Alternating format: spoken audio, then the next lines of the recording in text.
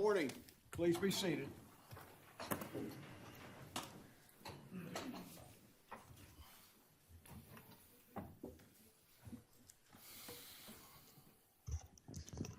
The case for oral argument this morning, State versus Murdaugh. I believe the clerk of court, Ms. Howard, has already instructed to turn off your cell phones. If you have not, please do so. The courts in South Carolina are open, and we appreciate those who are present and here to observe, not participate. For those present who are not arguing in this case, please do not disrupt the proceedings. Any outburst or disruption will result in sanctions for contempt of court. As we proceed with the argument, just want to notify counsel that on the primary argument, as you begin your 20-minute allotment, 5 minutes will be given without court interruption. So you'll have 5 minutes before we jump in with questions. It's gonna be tough, Chief. And we'll have to show some restraint to do that. At the end of the first issue on the post-trial motion for a new trial based on alleged misconduct of the clerk of court, and before we get to the underlying trial evidentiary challenges in that matter, we will take a short break. And I believe, Mr. Harpootlian, you're going to handle the first issue? Yes, Your Honor. We're ready to proceed. Please record, Your Honor. Yes, sir. Good morning. Good morning, and as I understand your instructions, I get 5 minutes without being interrupted? That's right. Wow. Well, first of all, I want to thank the court for, I know, what has been a very diligent effort to wade through this record, a 6-week trial, and then a post-trial hearing that went a few days with additional, 2 hearings, I think, with additional record. So this is not a simple matter. But before I get to that, I want to just remark on this. As I came into this courtroom this morning, I'm reminded that half a century ago, I sat right about there as Chief Justice Woodrow Lewis had us stand and hold our hands up to be sworn in as new members of the bar. All of us could fit in this room. That's how long ago that was. But one of the things that impressed me that day was the oath, and part of that oath was that we swore to uphold the Constitution. And as I stand here today, I'm honored to be arguing about how to interpret that Constitution, the Sixth Amendment specifically. And in my opinion, I would suggest the Sixth Amendment may be the most important amendment because the First Amendment, which gives you the right to speak without government interference, or the Second Amendment, which gives you the right to carry a weapon or have a weapon without government interference, mean nothing without the right to a fair trial and a fair jury. So this matter we're discussing this morning,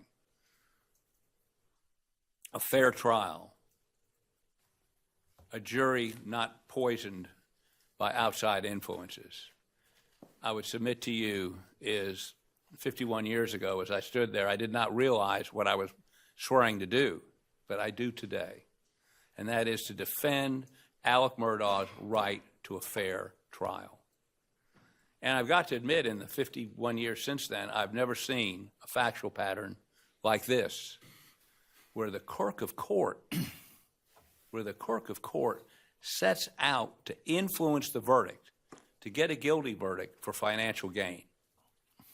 Now, I do want to go to the record fairly quickly and summarize it so that there's no misunderstandings. Rhonda McElveen, who's the Barnwell clerk of court, was asked by Becky Hill, the Colleton clerk of court, to assist her during the Murdaugh trial. She testified under oath that she was told by Ms. Hill that she, being Ms. Hill, might write a book because she needed a lake house. A guilty verdict would sell more books. That was said before December of 22. We didn't pick a jury until January of 23. the best way to sell books was a guilty verdict. A guilty verdict would be better for the sale of books. So she explained she had a financial incentive for a guilty verdict. And she also made comments to her like, don't be fooled by the evidence presented by Mr. Murdaugh's lawyer. Watch him closely. Just before he testifies, look at his actions, look at his movements. Identical to the statements that I'm going to read you in just a moment by the jurors as they were questioned. Juror P, on the day Mr. Murdaugh was taking the stand, Becky Hill made a comment, watch his body language. Juror X, prior to Mr. Murdaugh's testimony, Juror X heard Becky Hill say words to the effect of, looks like the defendant's going to testify. This is an important day. This is an epic day. It's rare for a defendant to testify. Juror Z, watch his actions, watch him closely. In addition to that, Juror Z said in an affidavit and affirmed in court that Ms. Hill told her not to be fooled by the evidence presented by Mr. Murdaugh's lawyers, attorneys, which she understood to mean Mr. Murdaugh would lie when he testified, and that Ms. Hill instructed the jury to watch him, Murdaugh, closely immediately before he testified, including look at his actions, look at his movements, which Juror Z understood to mean he was guilty. Alternate Juror 741. Before the defense put up their case, Ms. Hill told the jurors the defense is about to do their side. They're going to say things that will try to confuse you. Don't let them confuse you or convince you or throw you off. Hill told Juror 741 Murdaugh was going to testify before he testified. That's what the jurors said under oath. That's what the clerk of court of Barnwell County said under oath. Judge Toll, from the bench, said at the conclusion of the hearing, asked the question, did Clerk of Court Hill make comments to any juror which expressed her opinion as to what the verdict would be? Ms. Hill denies doing so, and so the question becomes, was her denial credible? I find the clerk of court is not completely credible as a witness. Ms. Hill was attracted by the siren call of celebrity. She wanted to write a book about the trial and expressed that as early as November 22, long before the trial began. She denies that this is so, but I find that she stated to the clerk of court, Rhonda McElveen, and others her desire for a guilty verdict because it would sell books. She made comments about Murdaugh's demeanor as he testified. She made some of those comments before he testified to at least one and maybe more jurors. The clerk of court allowed public attention of the moment to overcome her duty. Can we consider the egg juror's affidavit? I'd like you to. Well, in the record, of course, you mentioned during the hearing, she's across the street. Judge Toll said, no, she's not going to testify. She let the alternate juror testify for impeachment of Ms. Hill. That's correct. What her stated reason for was during the hearing. What was the rationale for her not allowing the egg juror to testify? I don't know. Because, as you point out, if Juror 741 was to impeach Becky Hill's credibility, now, of course, she was not a deliberating juror. Well, neither was the alternate. Correct. Who did testify. Correct. So my question is this, and I'm sure Mr. Waters will cover this. If the egg juror's testimony was just as theoretically impeaching as Juror 70 or the alternate juror's testimony, 741, why wasn't the egg juror allowed to testify? And I'm not sure that she stated a coherent reason other than she wasn't going to. Remember now. But she said her affidavit is in the record, so we know what she said, Ms. Hill said, right. And we now know what Ms. Hill said she didn't say. Yes. So I take that to mean that it was considered. The egg juror's affidavit was considered by the court, and we can consider it. In our defense, when you look at the record, remember, we were starting off with no one was going to examine anyone under Judge Toll's initial order. And then it was a moving target. Then there was going to be some that were going to be examined. We weren't going to be allowed to examine. Then we were allowed to examine. So it was an evolving process. If she, in fact, considered the egg lady's affidavit, she did not cite it in her order, just as she did not cite Juror Z or 741's statements about do not be fooled, comments about how the attorneys are going to try The to state deceive you. argues in its brief that Judge Toll, in making specific finding as to certain things jurors did say, was an implicit rejection of the other statements the jurors said Ms. Hill made. What's your response to that? Well, I would say that's wholly unsupported by the record. I mean, a judge in an order is going to say what they considered, and they should say what they didn't consider and why. This implicitly, I mean, the statements by 741, by Juror Z, and by the egg lady all had bearing on Clerk Hill's credibility and what happened. It's critical. And let me say this also. Even if you didn't have what they said, if a judge, as the jury came in on the day Mr. Murdaugh was going to testify, said, it's an important day, it's an epic day, you better watch how he testifies, and doesn't say that about any other witness, except some sort of charge at the end of the case, or maybe before, but specifically points that out? Mr. Harpootlian, let me ask you this. Judge Toll placed the burden on your client to prove prejudice in this case. Does Green establish, in a case with external influence on a jury, a different standard and burden of proof than Rimmer and the Fourth Circuit jurisprudence? No, it does not. It's consistent with Rimmer. All Green says is, we're not going to go through this burden shifting or any of this until we determine whether the statement was inconsequential. I say inconsequential or consequential. And if it is inconsequential, we're not going to go through this analysis. That's all it said. And I'd point out in Green, the process used by Judge Toll of calling all the witnesses up and asking them if they had any influence.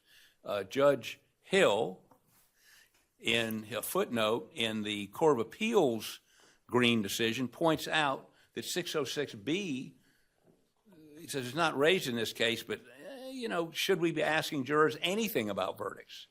And that's another complicating factor with the process that Judge Toll used. So that's an interesting point, because Rule 606B says that you can't consider the effect of something on jurors, because otherwise you're invading yes, sir. the thought processes of the jury. But how could the state rebut the presumption without doing that? Well, I mean, I think very simply, all the other cases that you look at, if you look at like Parker versus Gladden, where a deputy says he's an evil fellow and, he's guilty. Right. They say, you can't rebut that. That's not rebuttable. And so he gets a new trial. But in Parker versus Gladden, they talked about the prejudice. Well, the prejudice is apparent if you use the standard some of these cases use, which is the hypothetical juror. Would it objectively influence the hypothetical juror? I mean, I think that's what the state has to do, is say these comments would not affect the hypothetical juror.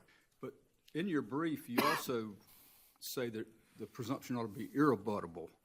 Are you standing by that here today? Or are you wanting us to follow Rimmer and Parker and say it is rebuttable, but you have to use the objective standard on an average juror in considering the effect? Well, it is. I would concede that it should be rebuttable, but in a situation like Parker versus Gladden, I don't know how you rebut it. I mean, it may just be it's rebuttable, but there may not be any way to rebut it. So in some circumstances, the conduct can be so reprehensible and egregious, it becomes a de facto structural error. Well, I read your opinion, Rivera, Court of Appeals, on structural error, where the judge refused to let the defendant testify in a death penalty case. And I've digested, or as my wife would say, digested, not digested, I'm sorry, that case and the structural error analysis. And I must say that Mr. Griffin and Mr. Barber and I have had a significant discussion on whether that would be structural error as opposed to not letting a defendant testify in a death penalty case. It could be, but I don't think we need to go there for this opinion, for this case. I think the clerk of court tells everybody that'll listen, I need a guilty verdict. She tells everybody, so I can make money. She tells everybody, so I can buy a lake house. And then she proceeds to talk to jurors, not about inconsequential things, but focus on how to view the defendant's testimony, and to juror Z and to juror 741 into the egg lady, don't believe him, don't believe his lawyers. I mean, that's, I submit, more than enough to meet the Parker versus Gladden standard, or the Cameron standard, or I think it's Bennett, the case we looked at, I just looked at yesterday. All of those are cases in which there's no question what was said wasn't inconsequential, wasn't neutral. It was an effect to influence. Is it a finding of fact or a conclusion of law by Judge Toll, where she wrote on page 31 of the record, this court further finds that the improper comments made by Clerk Hill were limited in subject and not overt as to opinion? I know you say that language was put in there by the state in its proposed order. I don't want to talk about that because she signed the order. But is her finding that the statements were limited in subject and not overt as to opinion a conclusion of fact or law? That's a conclusion of fact, which gives rise to a conclusion of law. But that statement is wholly unsupported by the record. And I would submit an abuse of discretion. And how about her finding that those comments were cured by Judge Newman's overall jury instruction that the verdict was to be based on the evidence presented and the law as he gave it, and not on anything else? Well, then you would never have, as long as the judge gave the appropriate charge at the end of the case, you'd never have a case of jury tampering. You could have somebody bribing a juror, and according to her reasoning, yeah, I took the money, but I'm not going to do what I said I'd do. I mean, I don't believe for a minute that is an appropriate analysis of the law. Whether I believe it or not is really irrelevant. So the allocation of the burden of proof is not dispositive in your judgment. Even if it was erroneously assigned to you, you believe you met that burden of establishing prejudice because of the nature and frequency, the pervasiveness of these comments by the clerk. If you use the analysis in both the Court of Appeals decision of Green and then the Supreme Court decision in Green, if you look at the analysis, that's exactly what it is. There's not going to be any burden shifting or anything if it's innocuous, but if it is something other than that, then the burden does shift to the state. And we've met our burden. There's no second. She had a two-prong test. Second prong was, did it affect the verdict? Well, I mean, if somebody that can't work for Rule 606B for one, but more importantly, you're asking jurors to unpack for you what influenced their verdict.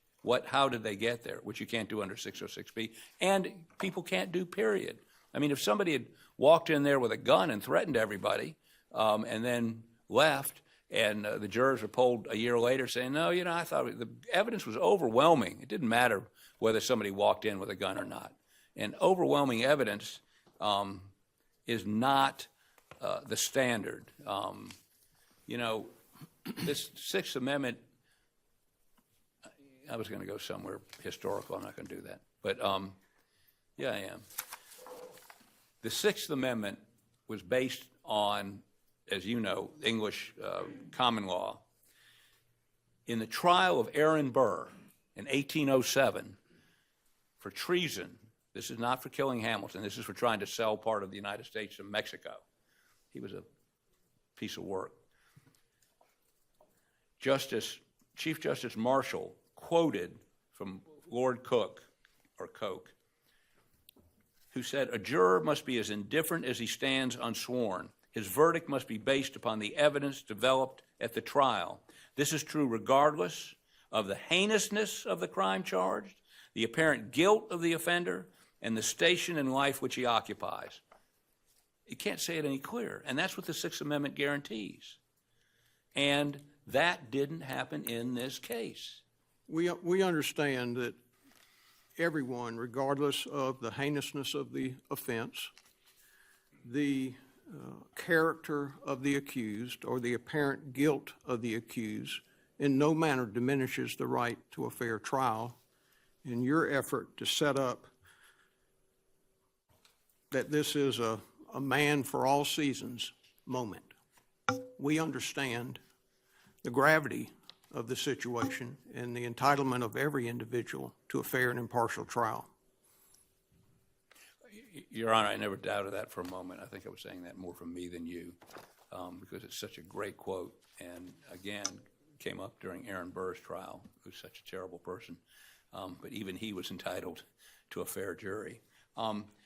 You know, we quote in our brief, and I want to expand on it just a little bit. If you look at United States versus Elbaz, which is a Fourth Circuit case written by our own Jay Richardson, he details what Remmer requires, what the, to trigger the presumption, the defendant must introduce competent evidence of extrajudicial juror contacts that are more than innocuous intervention. And I submit we've done that in this case.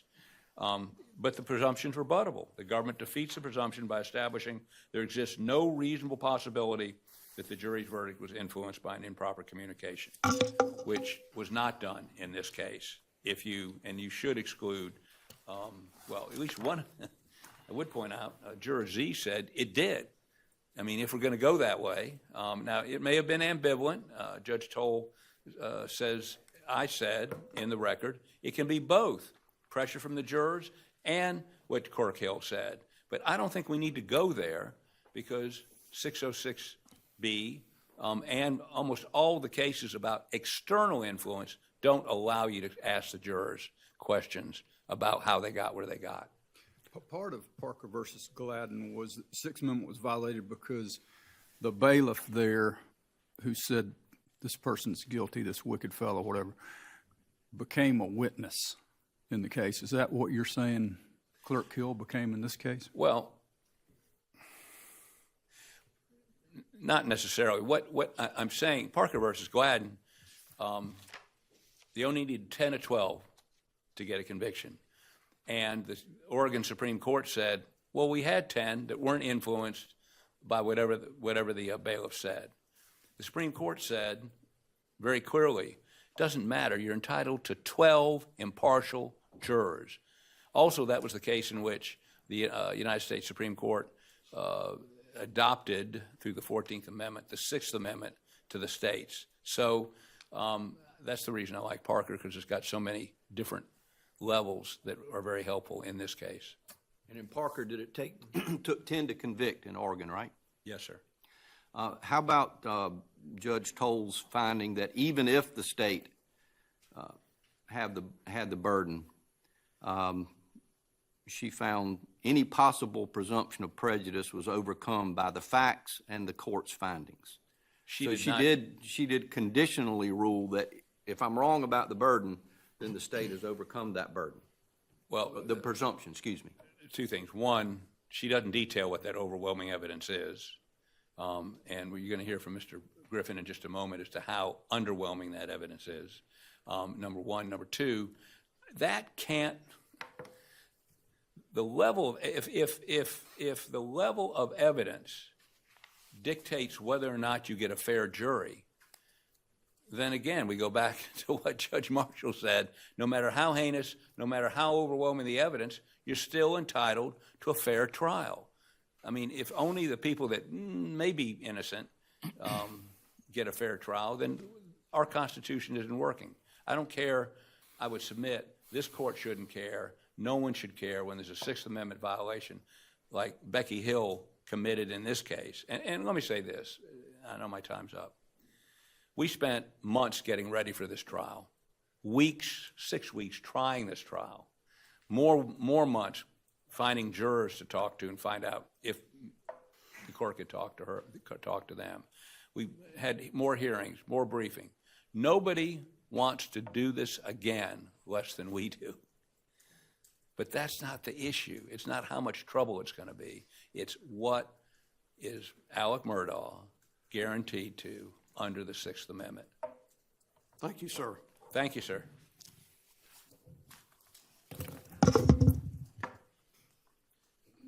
Good morning, Ms. Waters. Good to see you, sir. Good morning, Chief Justice Kittredge, and may it please the court. I'll start out with my 5 minutes, and I'll start by saying I also agree that oaths are important. That's something I always talk about with juries and the importance of their oath. And I think that that's also recognized very strongly in this court's case law and case law of other jurisdictions. And that this court has expressed that jurors are presumed to take that oath very seriously, that they're presumed to be people of ordinary firmness, that they are not presumed to blow with the winds of every opinion that swirls around them. And so I think that's an important place to start when we look at this particular case. And when we look at this particular case, what we are talking about is what Justice Toll described as a few fleeting comments. And in the face of that, we have to consider a 6-week trial with almost 90 witnesses, with almost 600 exhibits, with Judge Newman, with the entire prosecution team, with the entire defense team, and all of that presentation over 6 weeks. And to get there, and to do what ultimately is the analysis, is we have to assume that at some point prior to deliberation, during the presentation of evidence, with all of that going on, some jurors like, well, you know, I didn't know what I was going to do, but Miss Becky said, you know, watch his body language, and that made the difference. And I would submit to you that that is simply not a finding that is justified in this evidence. It's not a finding that's justified under what we know about jurors, and it's not a finding that's justified by what the jurors said in this particular case. Now, to sort of detail my my analysis in my free 5 minutes that I have here before the questioning comes, is we have 606, and we've got two issues. We've got number one is what happened. And then we've got number two, which is how do we analyze that particular issue? And when we start with what happened, that is obviously a credibility and fact-finding effort by the trial court. This court is very clear that the trial court, because this is not like a trial, this is a procedure that is in the discretion of the trial court, and ultimately any credibility findings, fact findings, this court respectfully would defer to. And so to determine that, what exactly happened? And this court ultimately credited the 11 jurors. And so what do we have with those 11 jurors? We have one juror saying that Ms. Hill said this is an epic day and the defendant is going to testify. All right. And then we have another juror who says watch his body language. And beyond that, the court clearly did not credit Juror Z. And I'll get into more about that, but there's plenty of the support in the record why the court could not credit what Juror Z said. Juror Z was ambivalent. Her answers were all over the place. None of the other jurors heard all those egregious statements. She couldn't even remember all of these egregious statements when she was on the stand. She said, I don't remember them. All of these things that really would take this analysis into a different level, she didn't remember. So when we boil it down to what happened, we're talking about epic day. All right, epic day, everybody in the courtroom knew it was an epic day. That is not news to anyone. Everybody knew it was an epic day. It is rare for a defendant to testify. That on its face is a neutral comment. That is not necessarily a comment one way or the other. And if anything, we've seen where instances of a jury in deliberation considering the fact that a defendant didn't testify, saying, you know, he must be guilty because he didn't testify. That's actually been an inference that goes more in favor of the defendant than against him, the fact that he's testifying. But again, it's rare that a defendant will testify. That ultimately is a neutral statement as well. And then watch his body language. Again, that is what was found, not don't get fooled by his comments or anything like that. That was not what was found by the trial court, just a neutral comment of watch his body language. And so that is the facts, the three facts that we have to ultimately assess. So when we move on from there, then the analysis is how do we analyze that? And first of all, we have the discussion of whether or not there's a presumption of prejudice. Justice Toll, of course, found, based on this court's clear case law, that there was not. But I would agree, I would submit to you that not only because of the alternative findings, but just because of a general analysis that regardless of who had the burden, that presumption of prejudice was overcome in this particular case. And I'll talk more about that in a second. But I think ultimately the legal analysis, whichever way you go, I don't think is going to be dispositive because of the relatively non-egregious nature of these comments. They are nothing like the comments that were in the cases that have led to reversal. So let's talk a little bit about more of the findings that were there. In looking at the evidentiary hearing that was done, we had, of course, Ms. Hill testify, and the judge found that she was not completely credible. We had Ms. Rhonda testify. The court did not credit that testimony because Ms. Rhonda conceded over and over again that she absolutely heard nothing whatsoever of any... Mr. Waters, Yes, I ma'am. want to stop you right there, since your 5 minutes is up, and talk a little bit more about Jersey. Yes, ma'am. You're saying these are innocuous comments, not to be fooled, and look at his actions, look at his movements.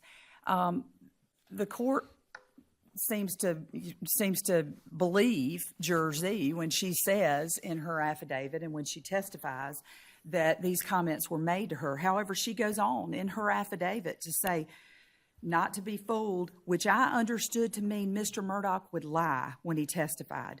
Look at his actions, look at his movements, which I understood to mean that he was guilty.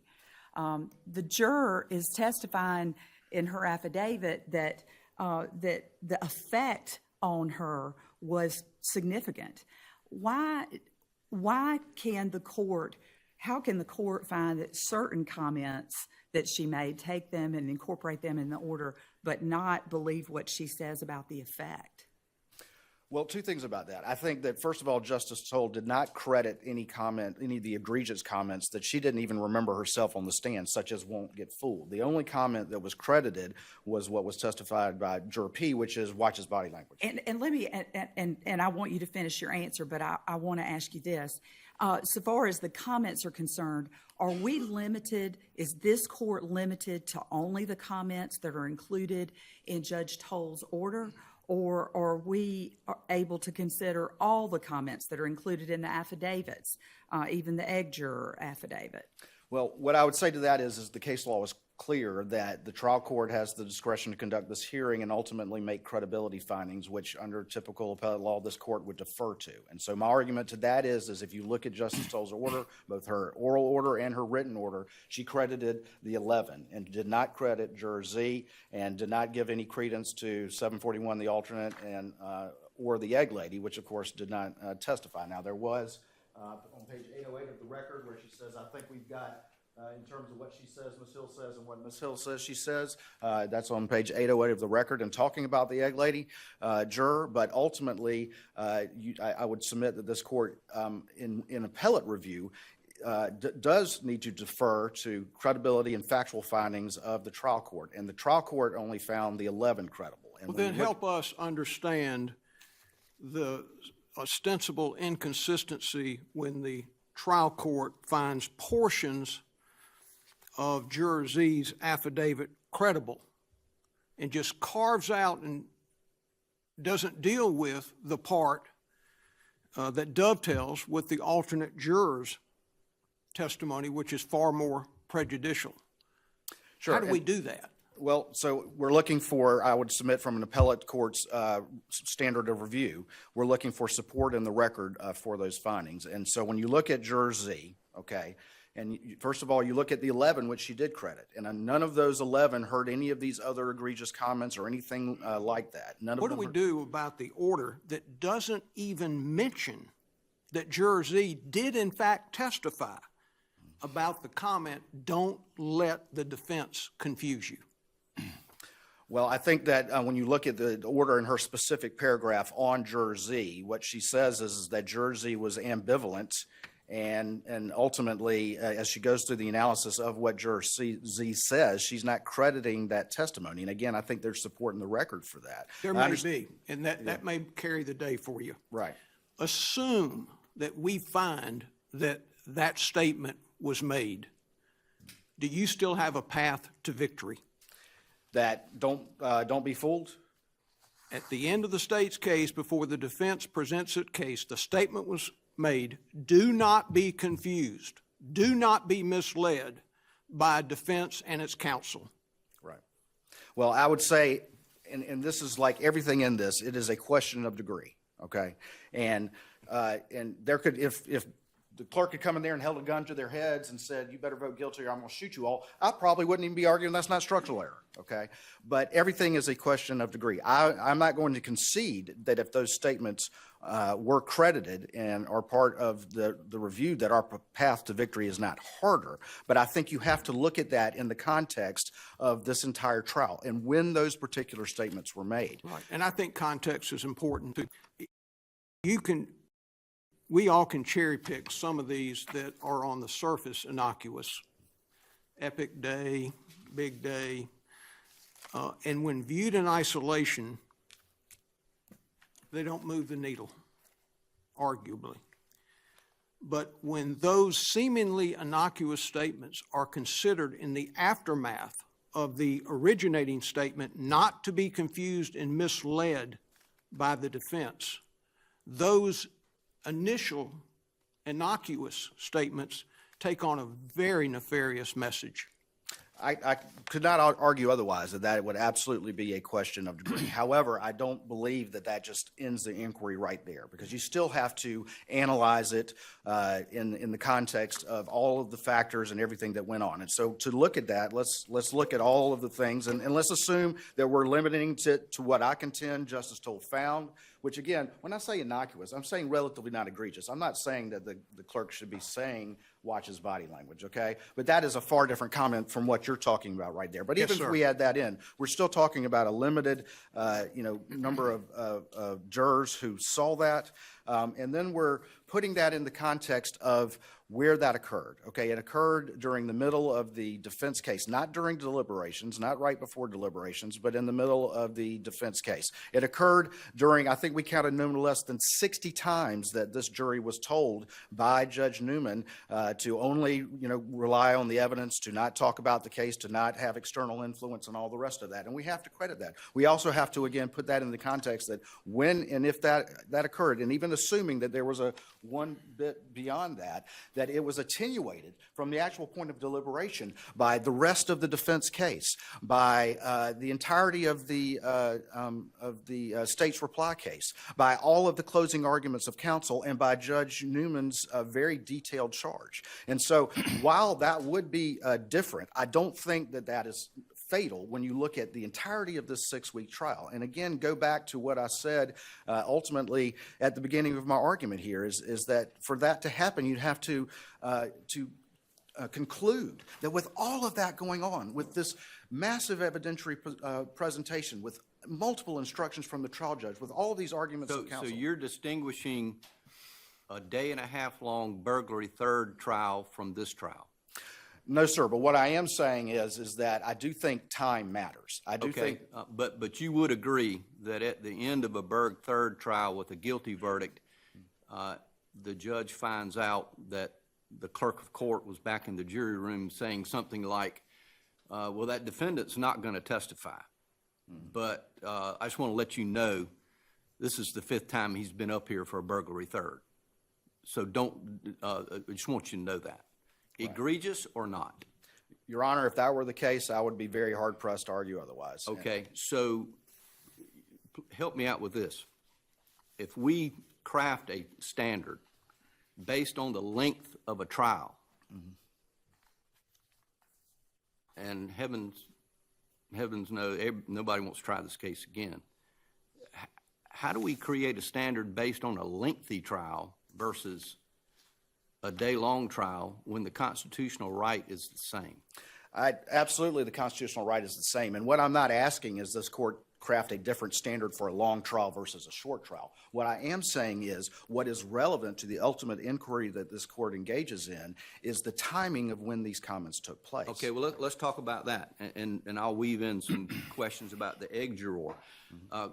Ms. McElveen, the Barnwell County Clerk of Court, said she didn't hear any of these comments made in front of jurors, but the comments made to Ms. McElveen by Ms. Hill were remarkably the same as those related by the jurors. For example, watch him closely, look at his actions, look at his movements. Ms. Hill was saying that to staff and to Ms. McElveen. You agree that's what she testified, That's correct? what she testified to. That does match almost exactly what these jurors said Ms. Hill told them, correct? It is. Okay. So explain to me how we pass go under your theory. How do we accept the fact that Judge Toll maybe didn't mention all these things in her order, but they were supported by an impartial witness, that being the clerk of court from Barnwell? Well, two things about that. I don't think we can get past what you've recognized, that clerk of court from Barnwell heard nothing going to a juror, or she would have brought that to the court's attention. But the consistency of the comments or the similar nature of the comments is striking. Well, and then my second part that I would say about this is that all of this arose months and months and months after trial. And the courts have been historically reluctant because of that passage in time, because of the fact that jurors vote one day and one day only, and don't have to assent to their verdict and vote him guilty every single day for the rest of their lives. And so I think that passage of time is something that is relevant as well when this case is being talked about incessantly out in the world. And so I think that that's something as well that Justice Toll can consider in deciding what actually happened. And the best evidence of what actually happened, and whether or not it is whether you look at what the jurors said about it, not to get to the 606 aspect of it, or if you're objectively standing back and making that factual finding of this is what happened and this is whether or not there's a prejudicial effect. That is why Justice Toll credited those 11 jurors, and that is, I would submit to you, the realm of what this court needs to consider.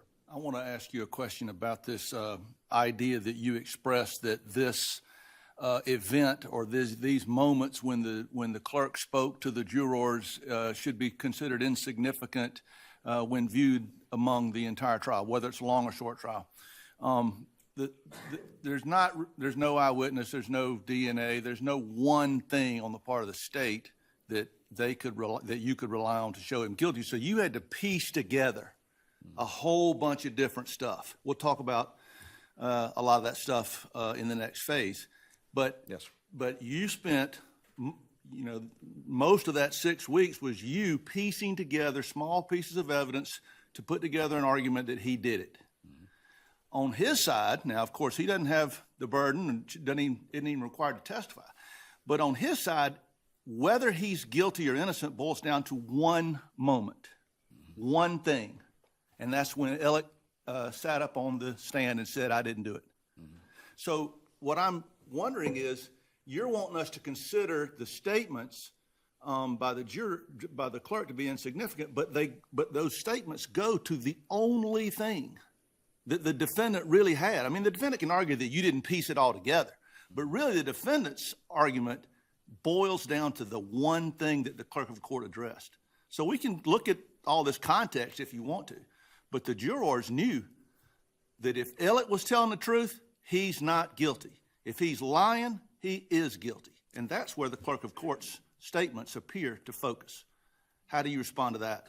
Well, I would say that while I understand that obviously was very important, the defendant taking the stand, it wasn't as simple as just getting up there and saying, "I didn't do it," okay? And while there was a long piecing together of all of that, the defendant's testimony was also very long over the course of 2 days. And so I don't think that you can just view the defendant's testimony entirely in isolation of this entire trial. I don't think any analysis has ever said that we're going to ignore the entirety of what went on. Certainly the defendant's testimony was important, but they had been raising all kinds of issues as to lack of motive, as to other possible motives, as to the boat case, as to the cowboys, and all these other things along the way as well.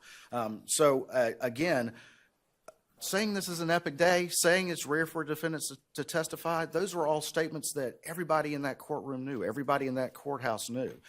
So while I hear what you're saying, I think that you can't take out the fact that this was a complex matter with a lot of complex issues. And, you know, to the extent, though, that you've made some fine points about how we should interpret the statements. Mm-hmm. But if the statements, as in Justice Kitchens was alluding to this, if the statements kind of collectively go to the point you should not believe him, to me it's hard to separate that from the critical issue in the case. But I want to bring up one other thing. You point out in the very beginning of your argument that the trial court here found that Becky Hill was not credible. Now that's a soft statement. That's almost like Richard Nixon or Bill Clinton, whoever it was, said mistakes were made. Sometimes people are not credible because they didn't get a good look at what occurred. Sometimes people are not credible because they don't remember what they saw. Right. Here, if Becky Hill is not credible, it's not because she didn't see it. It's not because she doesn't remember it. It's because she's a liar. Is that right? I would say that ultimately she said she was not completely credible, and yes, sir. So there's only one way that Becky Hill can be not credible, and that is that she is a liar.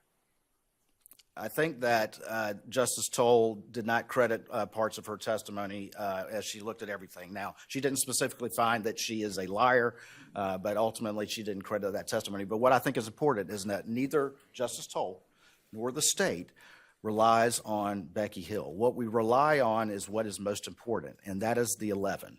The overwhelming majority of these jurors who sat there and looked Justice Toll in the eye, who judged their demeanor, who judged their credibility, and who ultimately were clear as a bell that there was no sort of improper influence on their verdict. And when you look at these questions and you know, whether or not they went beyond 606B, ultimately they were questions about impartiality. And I think there's a distinction, and Justice Toll made this distinction, that when she phrased these questions, first of all, she had the 4 exact questions that were in green, which I understand the footnote, Justice Hill, when you were on the Court of Appeals, but they were the same 4 questions from the record in State versus Green. So that was a reasonable set of questions to ask. I see I'm out of time, but... You premise your response that she relied on 11.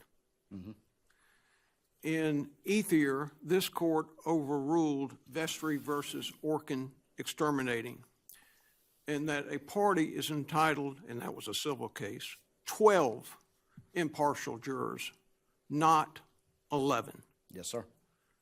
So how do we deal with that? Because ultimately the 11 were credible and Z was not. And that is what Justice Toll clearly found. And when we look... And how do we handle Ms. Hill with, as I think Ms. Harpootlian referred to one of the comments, that Ms. Hill was attracted by the siren call of celebrity. There's another quote in the trial court's order. She allowed her desire for public attention to overcome her duty to her oath of office and her oath as a witness. Yes, sir. How do we deal with that and pick and choose what parts of her testimony we accept or don't accept? We just refer to the trial court? Well, I think when we look at Ms. Hill, and again, I'm not here to justify or to defend Ms. Hill. Ms. Hill, of course, said she didn't do, any of these things other than, occasional, just everybody pay attention, you need coffee and things like that. But so I think that ultimately Ms. Hill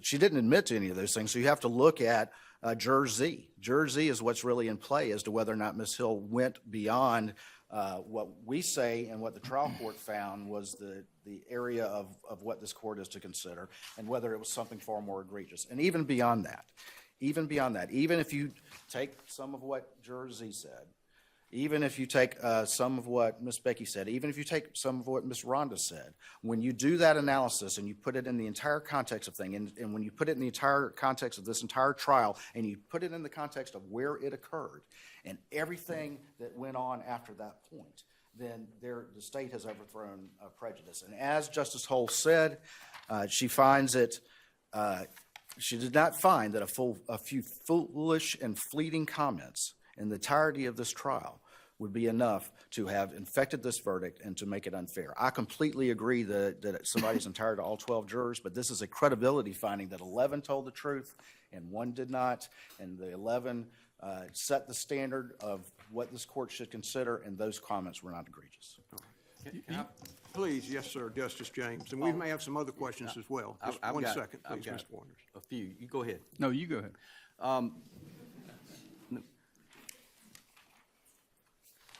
The jury of 11 versus 12, in the defendant's brief, he argues that Judge Toll studiously avoided Parker versus Gladden. And I think that's the case where it took a vote of 10 out of 12 to find somebody guilty. Correct. There is no mention of Parker versus Gladden in this order. Is that still good law? Yes, sir, and I'm not Okay, contending so, this. but you said several times, and I would too if I were you, that 11 jurors said, no, my verdict was my verdict. Right. So that takes me, I just want to, you can respond to the Parker versus Gladden part in a moment, but you also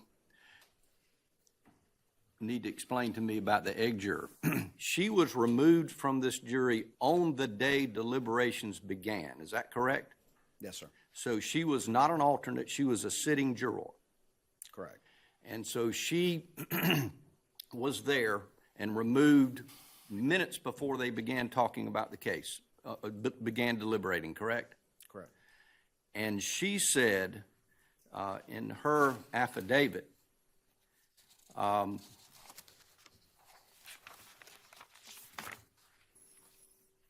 that her ex-husband called her as she was getting on the bus to ride to the courthouse that morning.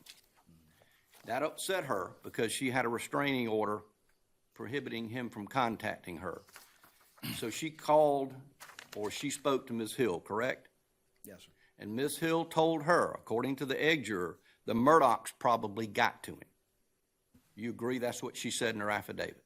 That's what she said in her affidavit. Okay. And then Ms. Hill asked her if she was leaning one way or the other.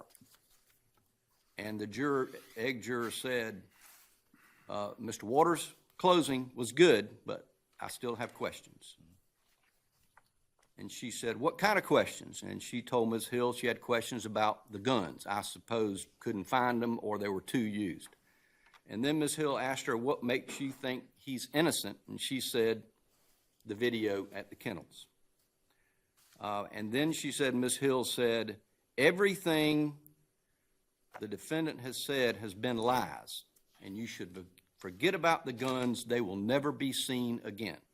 Are those fleeting comments, or are those egregious? Your Honor, those would be hard pressed to defend. Yes, sir. Okay. That would be much different from what I'm arguing this record And then Ms. reflects. Hill told her that the 4-person should just go in and ask for a raise of hands, and this will be over and done with, and everybody needs to be on the same page.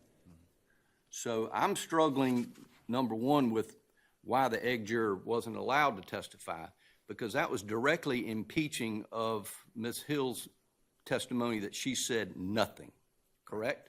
Yes, sir. And Judge Toll did say that the egg juror's affidavit is in the record, so we know what she said, Ms. Hill said. So can we consider that affidavit?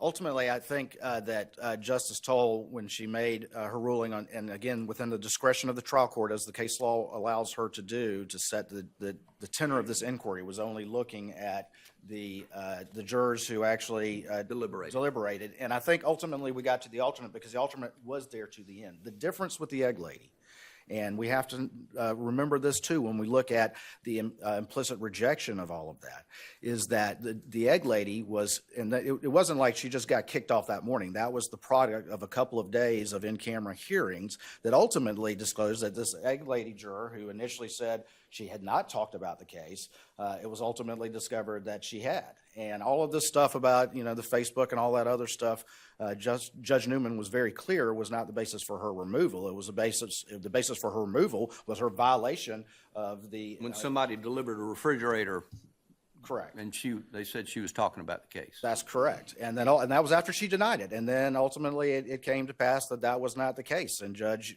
Newman removed her, frankly, for that misconduct. And so that in and of itself is support in the record, is the basis in the record for Justice Toll's rejection of the credibility of all of that. And this is a person, again, who wrote a book afterwards, and months of going on when all of this stuff started percolating up. I think that's all relevant to consider as well.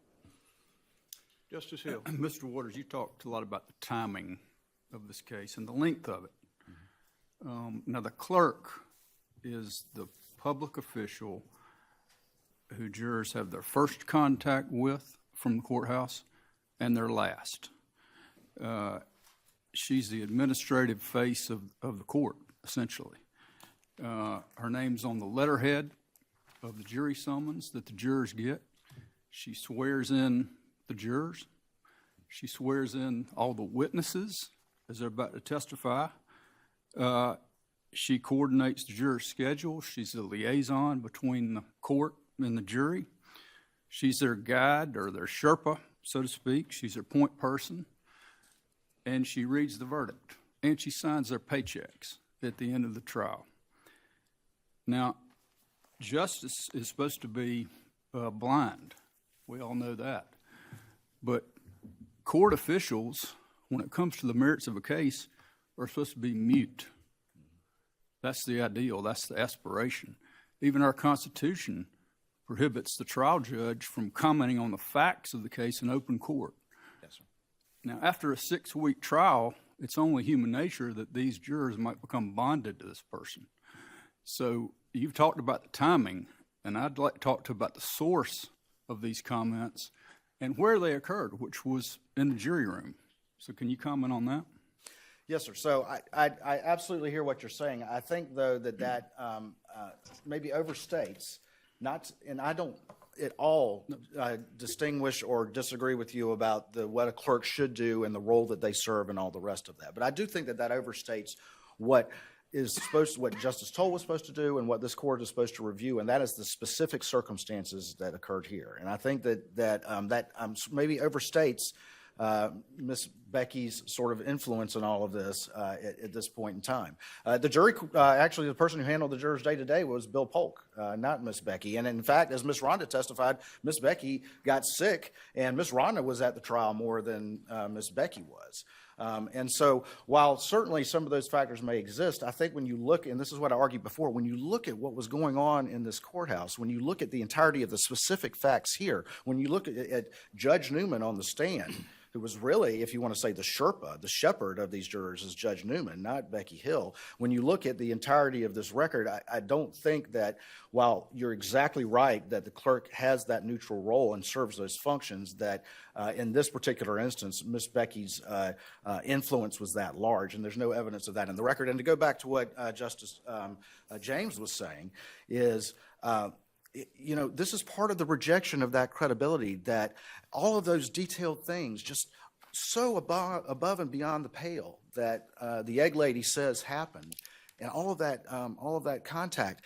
No other juror said anything like that. And those were the jurors that Justice Toll found credible. And again, that has support in the record that Miss Becky has just decided egg lady of all people is the person that she's going to go through all of this with and not have similar conversations or similar things like that with all of these other jurors. And again, that in and of itself is support in the record for us to put those aside and focus on what the 11 said. Not that 11's good enough, but that 11 are credible, and that rejects these claims of the others that all have credibility issues that have support in the record. The circumstances of this issue are not lost on us. In the courtroom, we have an excellent attorney general with a very professional and competent team of prosecutors, including you, Mr. Waters. On the defense side, we have an extremely competent, top-drawer representation. We've got a superb trial court judge. And out in the hallway, we have a rogue clerk of court. And even if we accept the truncated version of what you characterize as innocuous statements, even you acknowledge it was improper. Perhaps not improper to the point of reversal, but you acknowledge it was improper. Absolutely. And if I could respond very quickly. Well, I want to make the note, because in my position as Chief Justice, I have to deal with the clerks of court in 46 counties. And the overwhelming majority of our clerks of court are dedicated, conscientious public servants who discharge the duties of their office with integrity and do not act like this. And I'll give you the final word. Thank you, Chief Justice. I think what you just said highlights and proves my point when you went through all of the players in this trial and the relative insignificance of Miss Becky. And as I said before, with all of that going on, that some jurors really like, oh, well, Miss Becky said watch his body language, that is going to make the difference. What you just said of all that went on is why, not the truncated version, and I understand your point with that, but what the record reflects and what Justice Toll found is what really happened. That was the extent of it. I don't mean to imply they were innocuous. What I mean to imply is that they were neutral on their face, not proper, but neutral on their face and not egregious. Thank you so much. Appreciate the fine arguments on both sides. At this time, before we go to the, you can do the reply now on this issue? I thought we were going to do the reply at the end. What was your understanding, Mr. Barber? Mr. Chief Justice, that the reply would be at the end of both. That was That's my mine understanding. too, so we'll take a, say, 10-minute break. Everybody stretch their legs, restroom break, and then we'll be back in 10 minutes. Thank you. No problem.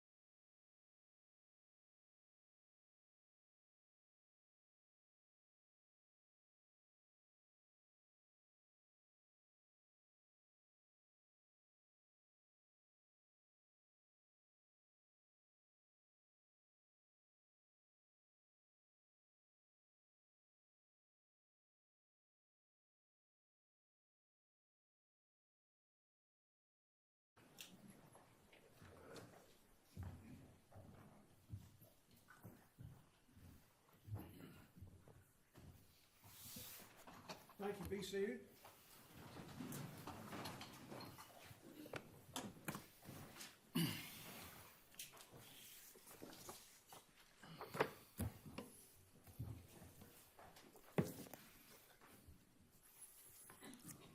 We move to phase 2 of the oral argument.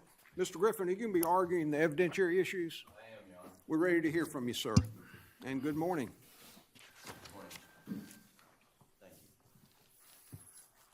Chief Justice Kittredge, members of the court, I'm Jim Griffin. I'm here representing the appellant Alex Murdaugh.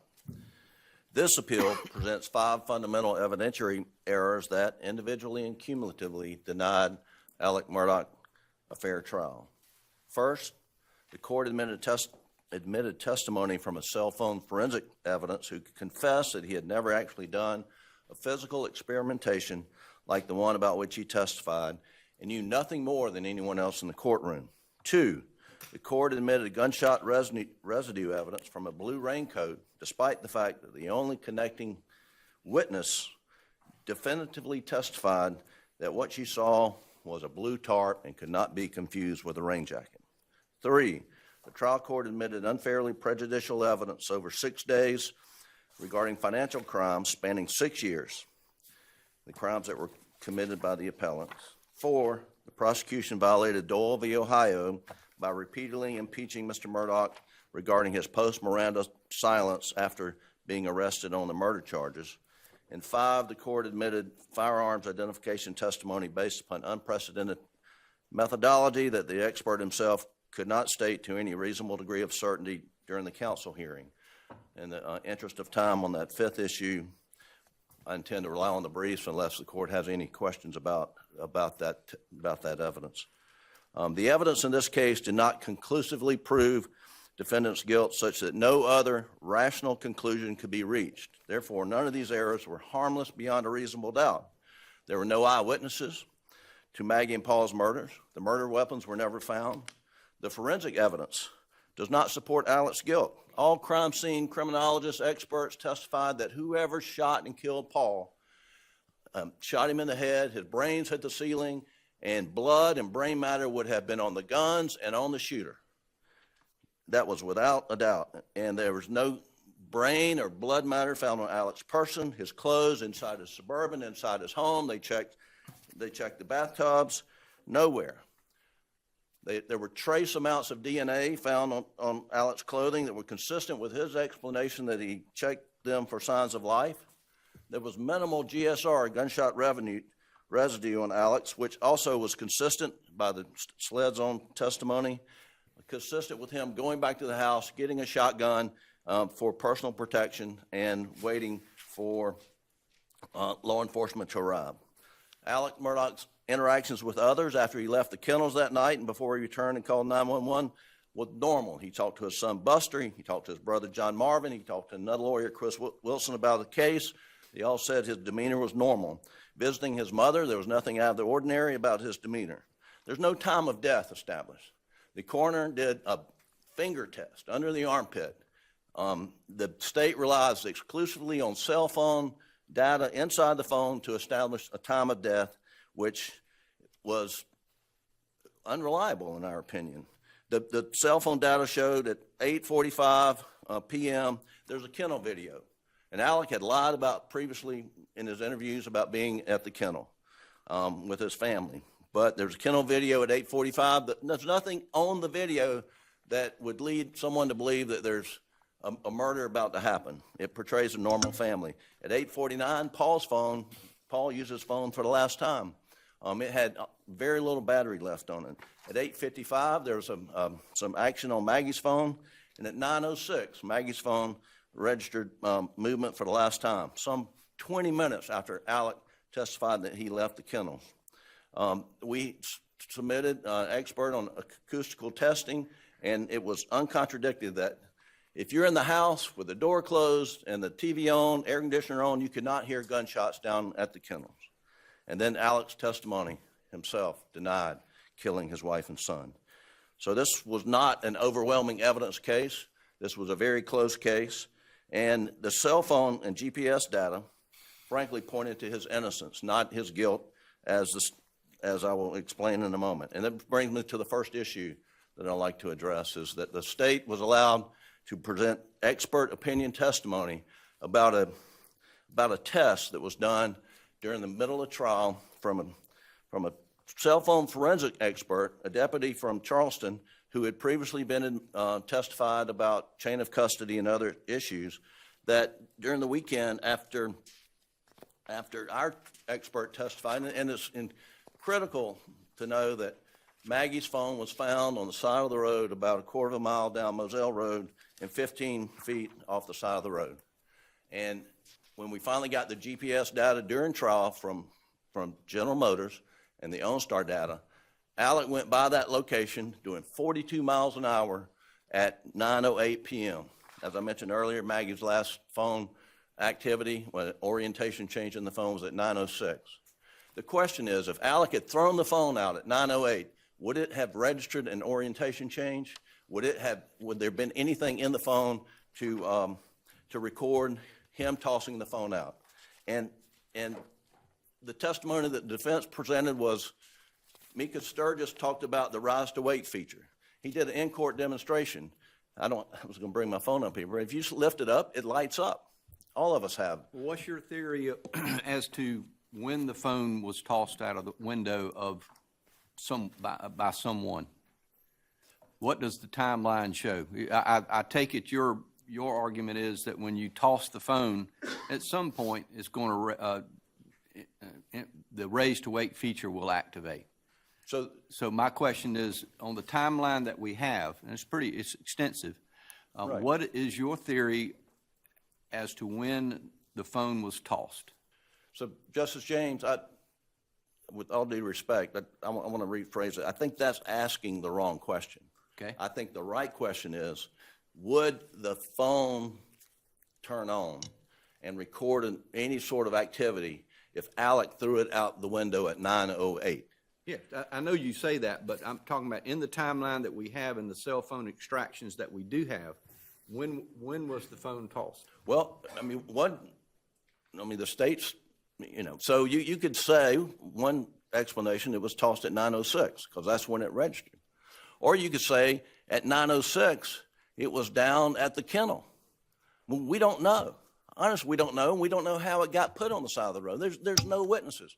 But what's so critical to our defense is that at 9:08, when Alex Murdaugh goes by that exact same spot at 42 miles an hour, if he had thrown the phone out the window, what would have happened?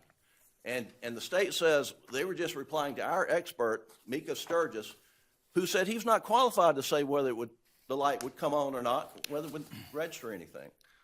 Similar question. I don't think you have to have a theory. That's the state's burden. But when we're looking at your argument that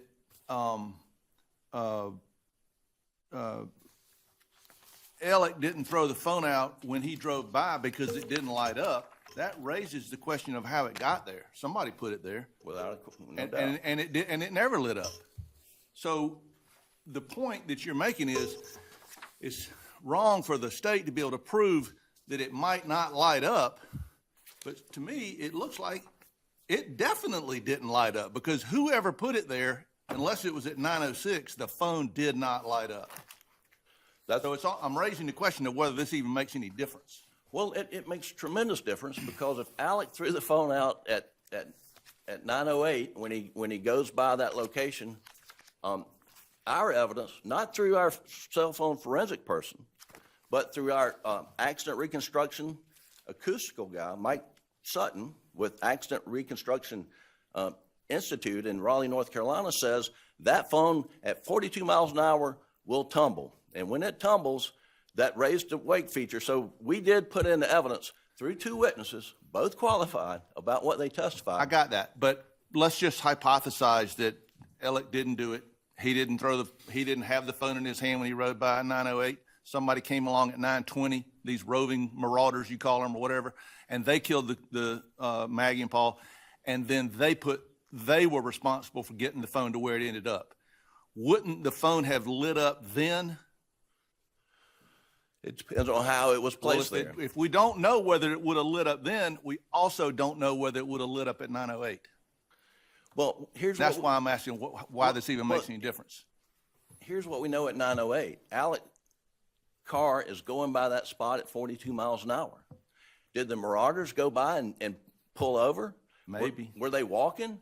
I mean, we don't know. There is no evidence in the record. What there is evidence in the record is he went by that spot at 42 miles an hour, didn't slow down, didn't speed up, and if he had tossed the phone out, it would have tumbled, and all it has to do is go upright, and the rise to wake feature would come on, and so to combat that, they had a guy sit around the weekend throwing a phone around his office from Friday You and Saturday. cross-examined him very thoroughly, and said, he said he recorded nothing about his experiment. He wasn't an engineer.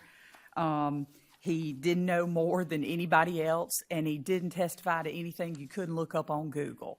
So what's the harm in that? I mean, your cross-examination seemed to be very effective. Well, the harm is the expert opinion he was allowed to express that says it was possible that the phone would not illuminate if thrown from a vehicle going 42 miles an hour. The harm was when Mr. Waters gets up in this closing argument and says, Paul Managal got up here and testified as to the issues and to the fact that there's no guarantee, in fact, more likely than not, if the phone is violently thrown or flipped out or whatever, it's going to light up.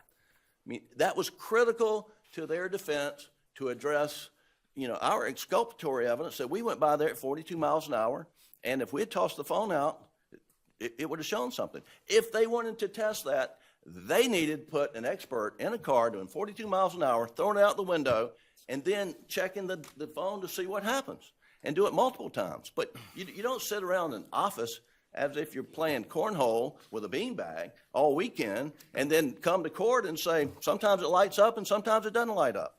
And therefore, I conclude that, it's more likely than not it wouldn't have lit up if Alex Murdaugh went by there at 42 miles an hour. This is certainly an unconventional moment at the trial, and I was reflecting back on 10 years of trying cases, none of which were 6 weeks long, and in the state's reply, everybody's tired, everybody's ready for the case to go to jury. It's almost like there's this unwritten rule of evidence that at that point in the trial you can pretty much do whatever you want. But the question is, what did they do? And you're saying when they stood up to speak to Judge Newman, they said, we got an expert. In their brief, they talk about it simply being an experiment. Judge Newman listens to all this, and he calls it an experiment. He doesn't call it expert testimony. He says, page 6721, he did not provide scientific testimony. He conducted an experiment and told the jury about it. And I'm just wondering, do we really need to go through a 702 analysis here, or should we be talking about the admissibility of an experiment? Well, I believe this court's opinion in State v. White in 2009 that Justice Kittredge wrote, there's no distinction between, so it's an opinion testimony. Well, that was an opinion. That was an opinion based on the work of a drug dog. Right. So, and here we have an opinion testimony that when Alex Murdaugh goes by that location at 42 miles an hour, the light may come on, may not come on. More likely that it won't come on. So that's the opinion testimony. And that is, whether it's scientific or experience, it doesn't matter under the analysis. But it had to be proven to be reliable, and it wasn't. Mr. Griffin, I'd like for you to address the 404B issue, if you don't mind. Yes, sir. Do you believe any of the evidence about the defendant's financial crimes could have been admitted under 404B as motive evidence? No, not a bit, Your Honor, not as motive evidence. And I have some questions, I'm sure we all do, for Mr. Waters in terms of the expanse that was allowed under 404B. But what about like Ms. Seckinger's testimony, for example, on the day of the discovery of the theft of the Ferris fees? What about the impending motion to compel hearing in the so-called boat case a few days later that would have arguably exposed the extent of his financial misdeeds? Why wouldn't that have some relevance for 404B motive purposes? Well, we have the benefit of extensive in-camera hearing, well, not in-camera, but hearing outside the presence of the jury, and where all of these matters were testified to. And Ms. Seckinger said that on June 7th, she went to confront Alec about, this Ferris fee. Now, understand this Ferris fee is a one-off situation from all his other scams and schemes. This was attorney's fees that were due to the law firm that he diverted to himself. That's the Ferris fee. And that's what was their concern, and her testimony was they weren't concerned that he was stealing money from the firm. They were concerned that he was hiding money from civil discovery from the boating case, and they didn't want any part of that. She also says when she's in there talking to him, he gets a phone call. They put his dad back in the hospital, and I took my CFO hat on, and I put my friend hat on, my mama hat on, and I started comforting him, and that was the end of it. So until the moment of the call about the impending declining health of the father, we're in the motive territory. But once the urgency was removed by that phone call, it somehow's off the table? I still don't think it's motive, because what the cases cited by the state and any case that you look to, for motive, it has to, and the cases that admit these type evidence in a murder case, is that the person murdered is either the victim, the person murdered is a threat to report the crime, the person murdered has life insurance, or the murderer is bound to benefit financially to get himself or herself out of the financial hole. I mean, none of those typical motive issues are present. What was present is this claim of sympathy, which in West Virginia v. McGinnis, and that really is the closest case that we can find about this, Your Honor. I mean, they reversed a murder conviction for letting extensive financial crime evidence and other information in, and I would read to Your Honor the conclusion from the court in the West Virginia Supreme Court. It says, the cumulative admission of the evidence under 404B, however, presents us with a likelihood that the jury convicted the defendant because of his character and not because of the evidence surrounding the murder. In these circumstances, these errors cannot be regarded as harmless.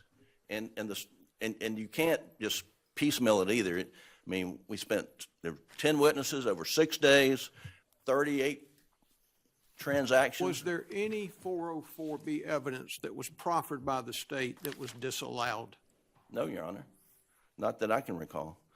And then, so you have 404B analysis and you have 403, and really the unfair prejudice just by the weight and the extent of that evidence, the sheer volume, 38 transactions, $9.97 million, 10 separate witnesses. In State v. James, I know it's a little different because State v. James involved prior burglary convictions with an enhancement, but the conviction was reversed where 7 burglary convictions were admitted when they only required 2, and there were limiting instructions given, and the court said that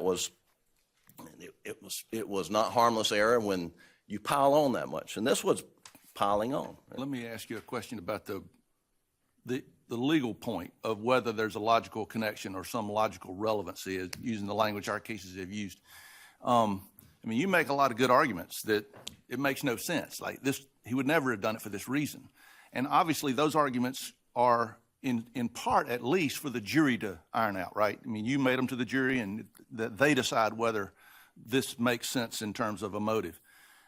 But what I'm asking is, to what extent does the trial judge, when looking at a theory of motive that isn't 100% solid, to what extent does the trial judge analyze the believability, the ultimate usefulness of the theory of motive before admitting the evidence? And just to continue a second, in Lyle, we said that the trial judge has to clearly perceive the connection. Right. In Perry, we of course quoted that, but we also talked about the trial judge using a rigid scrutiny. I mean, really, in Lyle and Perry, though, the question was not the existence of a logical connection, because in Perry there clearly was one. I mean, in Lyle there clearly was one, and in Perry there clearly was not one. At least the majority said so. But in both cases, the real question was unfair prejudice. And I'm just wondering if this idea that the motive theory doesn't work is really a question of unfair prejudice as opposed to a question of logical relevancy. Well, it's both. You have to do both analysis. Chief Justice Kittredge asked me if it was motive evidence. I don't believe it is motive evidence. It's certainly unfairly prejudicial under 403, and I was, to answer your question, Justice Few, I was about to cite to Lyle, the standard in Lyle, which is a very high standard. And what you had, and I think it should require, and I believe the law makes it require, more than a prosecutor's best theory. I mean, there has to be some evidence to support it, and it has to be like a life insurance policy, a windfall, things of that nature. Or I hate to use this example, but perhaps this looming cloud, storm cloud, so forth, would have given him motive to do harm to someone who was going to blow the whistle on him, instead of, That's right. according to you, too many degrees of separation of murdering his wife and child. Well, if there was evidence of that, and that's in the case law, yeah, if there were a threat to report, for sure. But none of that exists in Was there any evidence that Maggie was getting wind of these financial misdeeds? She did have a bounce check or two, right? Yeah, I believe she perhaps had. Was there any evidence that she Yes. was going to confront him about money? None whatsoever. None whatsoever. And Paul, who's described as the detective, was there any evidence that he had any information about his financial misdeeds as opposed to him hoarding pills? No, Your Honor. It was only his drug use Paul was aware of. I want to branch off for a moment. On page 6,340 of the record, Mr. Waters was cross-examining Mr. Murdaugh. And if you read it, it is very, very compelling cross-examination. Of course, Mr. Murdaugh's on the stand, so his credibility is in question. Let's assume that this financial crimes evidence came in reply. Right. Because a series of questions that Mr. Waters asked Mr. Murdaugh was, you lie, basically suggesting he lies with ease. Correct. Seamlessly lies about everything. Did you lie to your brothers? Did you lie to their wives? Did you lie to Marion Proctor? Did you lie to Bart Proctor? And all these answers were yes. Did you lie to the Brandstetters? Did you lie to Chris Wilson? Did you lie to them about the kennels? Did you lie to Mark Ball? So when his credibility comes into question then, Right. could this financial evidence have come in reply? I know that's not what we have here, but doesn't it kind of open the door, or maybe you would have chosen not to put him on the stand had the financial stuff not come in initially? Well, there are 2 points with that. One, I don't think we cited case law that we don't waive our right to challenge that by putting him on the stand to address it. I get that. But to answer your question specifically, under 608B, Your Honor, you are not permitted to put in extrinsic evidence of these things. You can ask him about it, but you can't then take 6 days and 10 witnesses. I mean, you ask him the question, and if he answers it, you got it. If he denies it, you're stuck with it. That's what under 608B. You're allowed to cross-examine him, but you're not allowed to introduce extrinsic evidence. What if the questions had been more expansive? Did you lie to your partners about not stealing $9.7 million? I mean, it becomes, it's a different dynamic, I understand, but what I'm trying to search for is, would this have come in anyway? Well, I do believe under 608, it's fair ground for cross-examination on his credibility. But then you get the 403 analysis. Excuse me? You're stuck with his answer, which would have been Right. yes. Yeah, but you don't get to then start putting up 10 witnesses to prove something that he's admitted to. You get a new trial is coming in, but it's only, at least under 608, If he testifies. if he testifies. And in that event, you get another limiting instruction that says you can only use this to analyze his credibility. Correct. Thank you. Oh, Wait a minute, we're just getting started. About the weapons? Yeah. We have a question. We want you to argue about the admissibility of the weapons that were seized and introduced that were from Mizell. yeah, so in the weapons that were introduced in the evidence that were seized from the home, there was no testimony from anybody, even their Well, it's beyond that. The experts admitted that he could not identify it as the murder weapon. well, he said he couldn't include them or exclude them. And so, as we said, these guns, we know nothing more about them today than we did, any other day. Yet they were allowed to put those in the evidence. And we've got State v. McConnell and another case where I think McConnell, where they put .22 caliber bullets in evidence on a shooting case. And the person was shot and killed with a .357 Magnum. And that case was reversed. There was another case that we also cited, lost my place in my notes, but that. What was the purpose, as you understand it, for the admission of the weapons that were seized from Mizell? To prejudice Alex Murdaugh. I mean, that was the purpose. It made nothing more relevant or not relevant. I mean, Didn't you suggest, though, that the police who investigated this had failed to do a complete job, and in particular that they had failed to properly seek out and find the murder weapons? absolutely, and that stands And wouldn't today. a simple response to that suggestion be, we looked at every 12 gauge and 300 blackout weapon on the property, and here 4 of them.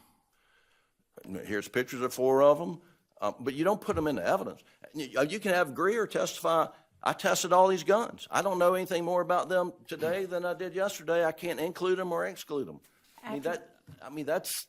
That testimony is perfectly appropriate. But After they were put into evidence, were they ever used or referenced again, touched again? Absolutely, the Attorney General picks it up, holds it up, pretends that he's shooting somebody. He picks up the 300 blackout and reenacts the crime. Mr. Kinsey used them. Well, they can be used for demonstrative purposes. You just object to them going back into the jury room. Is that what you're saying? We did object to them going into evidence for sure, and they could have had a demonstrative. They could have had a demonstrative exhibit to demonstrate to the jury, but that's not what these were. These went into the jury, and they did an in-court reenactment with them. Mr. Griffin, I interrupted you a little while ago to segue to the 404B issue, and I think you were either at or near the conclusion of your argument regarding the cell phone experiment. Right. And if I cut you off, I didn't mean to, and I want to give you an opportunity if you want to finish any thoughts you had on that issue. It seemed very important to you, and I want to give you that opportunity. I was done with the cell phone. I was going to go to the blue tarp and then the Doyle v. Ohio issues, but I'll rely upon the briefs, and Mr. Barber may be able to address it on reply. But I'm happy to stand up here and answer any questions about those issues. I got a question about the cell phone. We have a question. Help me out here. The evidence was Mr. Murdaugh didn't use his phone from 8:09 to 8:40 something, 8:50, maybe 9 o'clock, right? Right. Which was unusual for him, according to the evidence.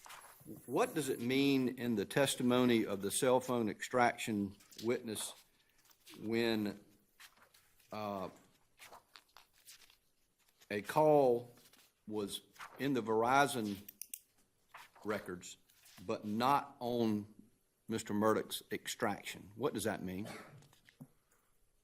There's a series, I made a series of notes. This call was not on his extraction. It was on Maggie Murdaugh's extraction, but not his. 905 calls Randolph, not on extraction. Does that mean that the inference is that he physically deleted it on his phone? I believe so. And there were probably 10 or 12 or more phone calls that were deleted, if Right. that's what the explanation is about not on his extraction. I believe that is the case, that the information was deleted from his phone for some reason or another. And this goes to circumstantial evidence of something, that he deleted the call. Was there any explanation at trial from your side, not that you were required to give one, as to why those calls weren't on his extraction? There's no testimony about that at trial. Okay, all right. I have thoughts about that, but it's not in the record.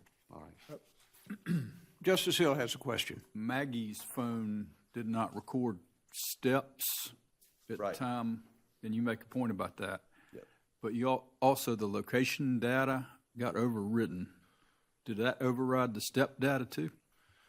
That did not override the step data. Okay. And that was maintained in a different place. But the GPS data is pinging constantly, and there's only so much room. And SLED did not put that phone in a Faraday bag, which I didn't know what a Faraday bag was before this case, but they give them away at conferences, so it's not unique. Thank you. All right, no further questions. Thank you so much, Mr. Griffin. Appreciate it. Yes, sir, Mr. Waters. Thank you, Chief Justice, and may it please the court. I'll start out by saying, and again, I'm not going to, unless this court would like me to go through the extensive facts that were presented here, but fundamentally our case boiled down to 4 important points. Number 1 was motive, and I know we'll talk about that, and I believe that the motive was very compelling here, and we'll go into that. But the motive pointed to Alex Murdaugh. Number 2 was the means to commit this crime. And what the evidence showed were 2 family weapons were used to commit this crime, both of which could not be accounted for after the crime was over with. Number 3, opportunity. And this was huge. That timeline that was very detailed that, frankly, the defendant tried to use to be exculpatory actually was very inculpatory and showed that not only was he at the crime scene with the victims just moments before they died, but importantly had been lying about that to anyone who would listen. And that evidence was particularly strong when you look at the fact that when we look at that kind of evidence, we look at patterns. And what was also so important about him being there is that his phone showed no activity, as Justice James mentioned, from about 8:09 to 9:02. And then from 9:02 to 9:04, he had 283 steps, far, far more than he ever had in any comparable period during the review period that we had.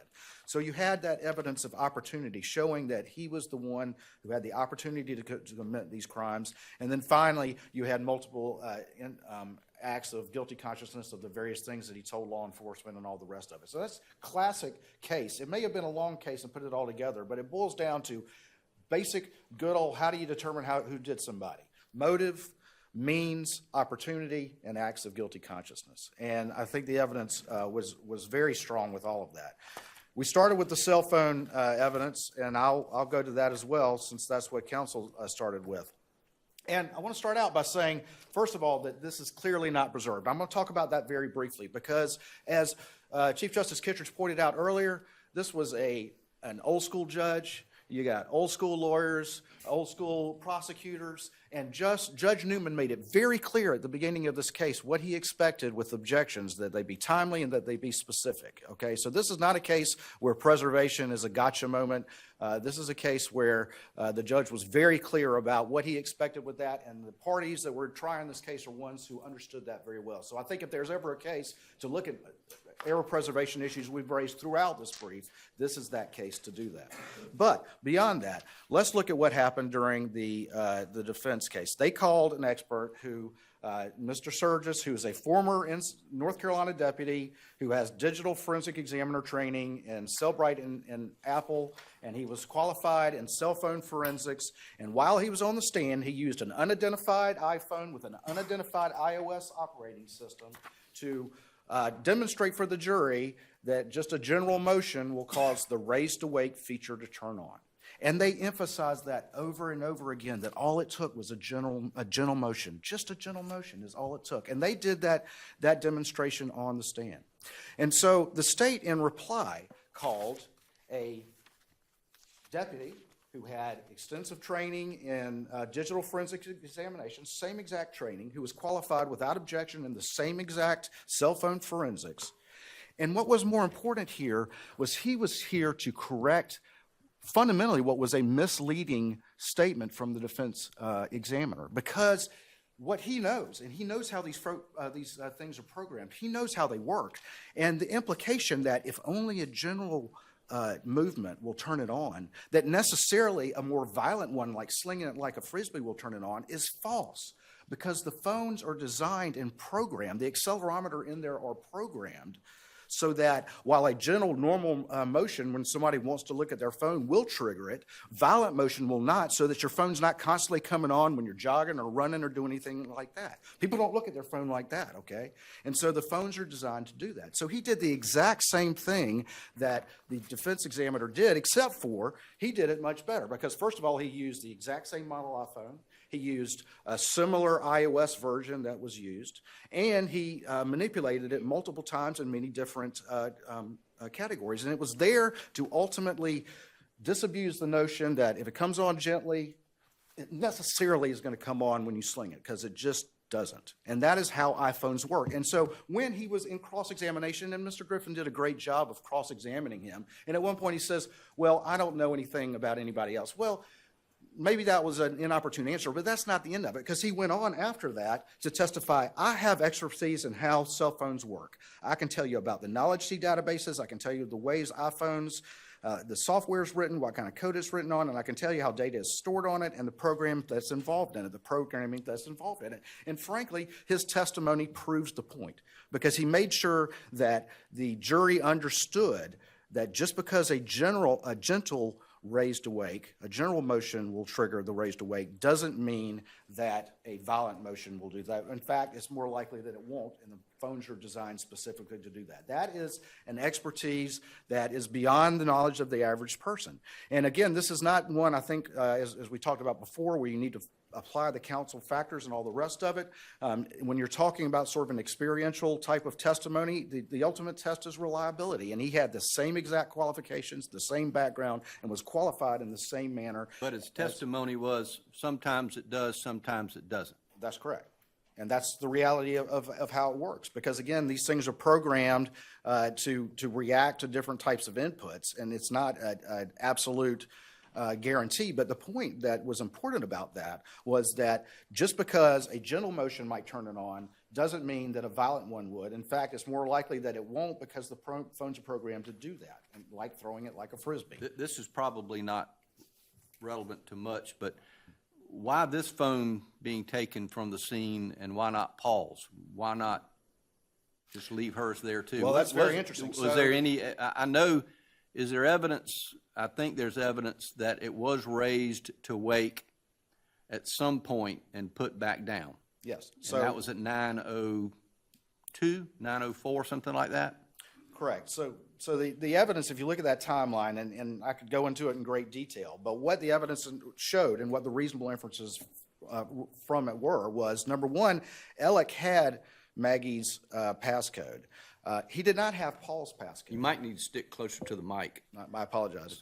All right. So he did not have Paul's passcode. Paul's laying face down, and his phone is laying just on the outside of his rear end, outside of his pocket. And in fact, the defendant told police that he picked up the phone, or he tried to turn Paul over, and the phone just popped out. Okay.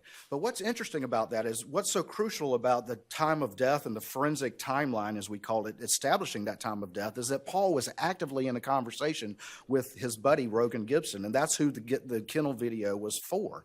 But he never completed that conversation, and both Paul and Maggie's phone go silent forever and ever, amen, at 8:49, about 30 seconds apart. Well, Rogan continues to try to contact Paul, all right? And so when we look at contact on Paul's phone, there's somebody who actually looked at it, and the backlight came on, which is indicative of somebody, the Face ID, not recognizing who it was. But as we know, those phones will display like messages coming in.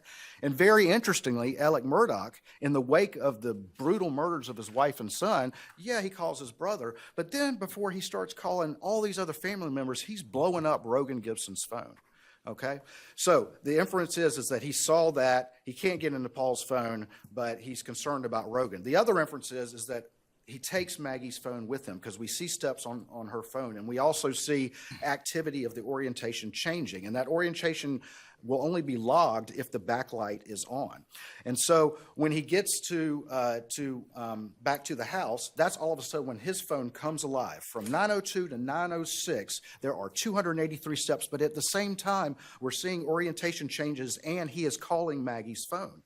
In fact, we can see an orientation change 2 seconds before the call comes in, which is certainly susceptible to the inference that whoever's calling is looking to see that call come in, like somebody who's manufacturing an alibi, like somebody who tells the police in his first interview, look at my phone, I was calling Maggie. He calls her multiple times while he is running around like a chicken with his head cut off, and then jumps in the car. And even though he said that Maggie came home because he asked her, or she was worried about him, and Marion Proctor testified that Maggie came home to go visit Miss Libby, after all of that, and he's blowing up her phone, he doesn't take the 100 yards down to the kennels to drive by there. So again, not to argue the facts, but all of this was very indicative when you look at this timeline of Alec looking at Paul's phone, leaving it there, taking Maggie's phone, taking it up there, start manufacturing, making sure those calls are coming in, and then as he's leaving out in a haste, he's leaving out of the Moselle, slinging the phone out on the road. And the reason why the backlight, there wasn't an orientation change for that is because the backlight didn't come on, and that was the point of McManigle's testimony. I'm not asking you specifically, I want to change gears to 404. I'm not asking you specifically in this case because I know you believe your motive is very plausible. But in general, how plausible does motive have to be? I mean, could a prosecutor want evidence in and work backwards from there? How does a trial judge analyze that? Well, I think that the trial judge is fundamentally the gatekeeper and ultimately has to analyze that under the 404 test, which is it relevant? Is it fall under an exception? Is there a logical connection? Is it clear and convincing? And is it, the 403 analysis? I think that. So not just the evidence you're trying to admit as motive, but the motive itself has to go through a 404 analysis. Is that what you're saying to me? Well, I'm saying that the evidence that's being presented, every bit of it, yes, has to go through that and be part of that 404 analysis. But I think here, and I'll talk about this, that there's an unbroken chain, and that's why the extent, which it was extensive, but there's a reason why, and it wasn't overkill, it wasn't cumulative. But yes, the trial judge is absolutely the gatekeeper for that. Now, what we did here, and I think this is the best practice, is we wrote a detailed pretrial motion and laid it entirely out, wrote out every bit of it, wrote out the entire theory, and put that out for the defense and said, Judge, defense, this is what we're planning on doing. And in opening, I was very careful. I just said there's going to be things going on in his life. I didn't talk at all about that. And then we did the in-camera hearing, and we were very careful. And before I even broached those subjects, I raised that to the trial judge to ensure that the entirety of that was being considered. Was there any 404B that was disallowed? There was. So there was 404 of evidence of an affair, that Marion Proctor and Maggie's concern about affair that he excluded as too remote. And then there was a side of the road and narcotics evidence, but ultimately that eventually came into play because of opening the door. Was there any 404B related to financial crimes that was disallowed? I think no, but I think that That's what concerns me, and I want to just gently push back and give you an opportunity to respond. Yes, the judge is a gatekeeper. Unlike the federal counterpart of 404B, our case law has said that our version of 404B is a rule of exclusion, not inclusion. Right. And the gate here was just left open. And I couldn't find any example of financial crime evidence that was excluded. And the granular detail and the expansiveness of which everything under the sun was allowed is arguably problematic. Even the nature of the victims, there are many examples here, and I want you to respond, so I'll just share one. I think his name is Tony Satterfield. was testifying. Well, we had to hear about the disabled brother. How is that relate to motive evidence? That appears to be that not only is he a thief with a motive for murder, he's a despicable, low-life character. I mean, the very evil that 404B is designed to prevent, and then ultimately 403 as the final safeguard. Right.